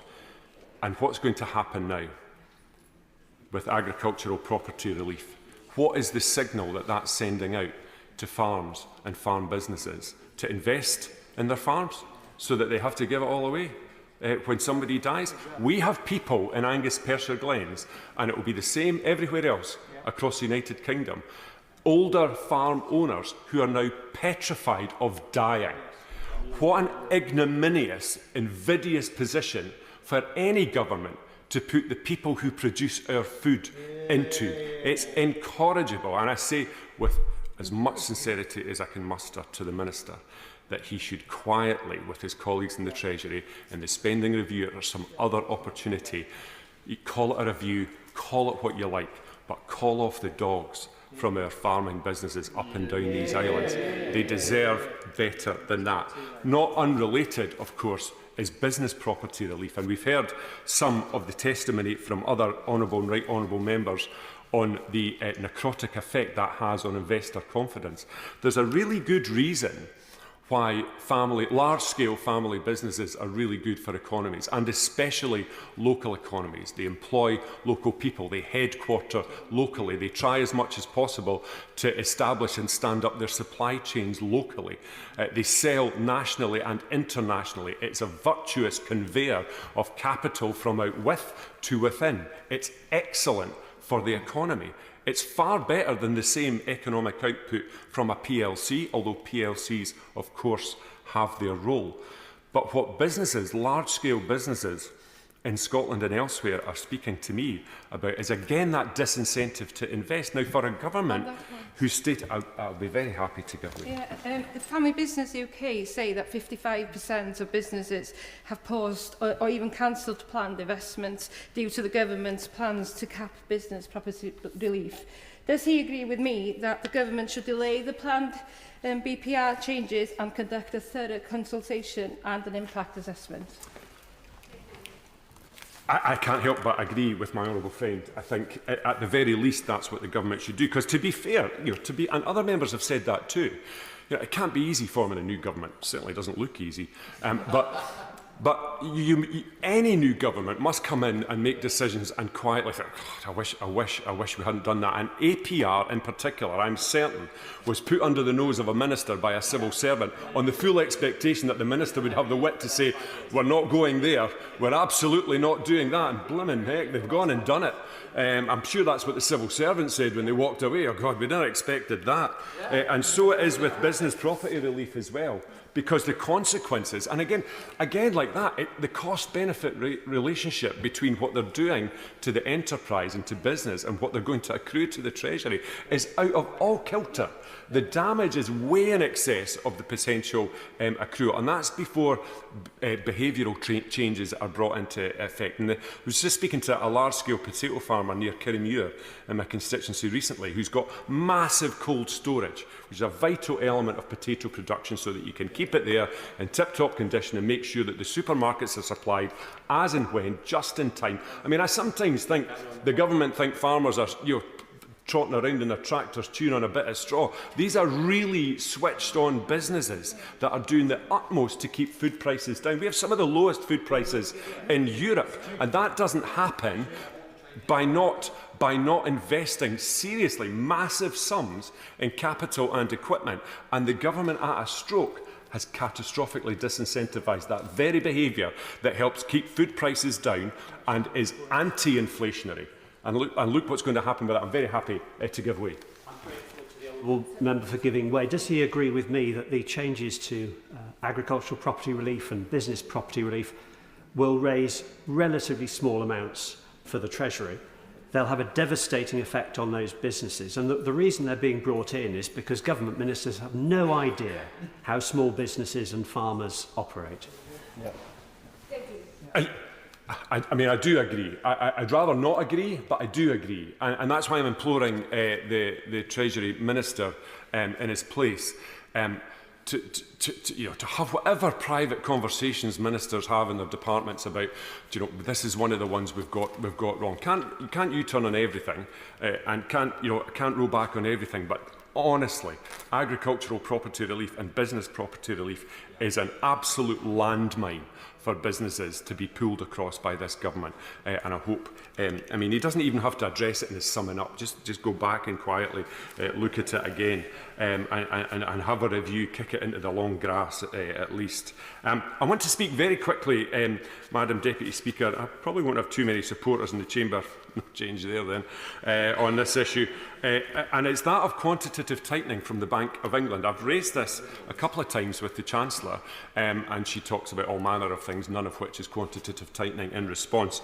But the overzealous nature of the Bank of England's disposing of government bonds is hugely costly to the Exchequer. There is no need for the rate of quantitative tightening that the Central Bank of the United Kingdom is undertaking. It's not replicated by other central banks.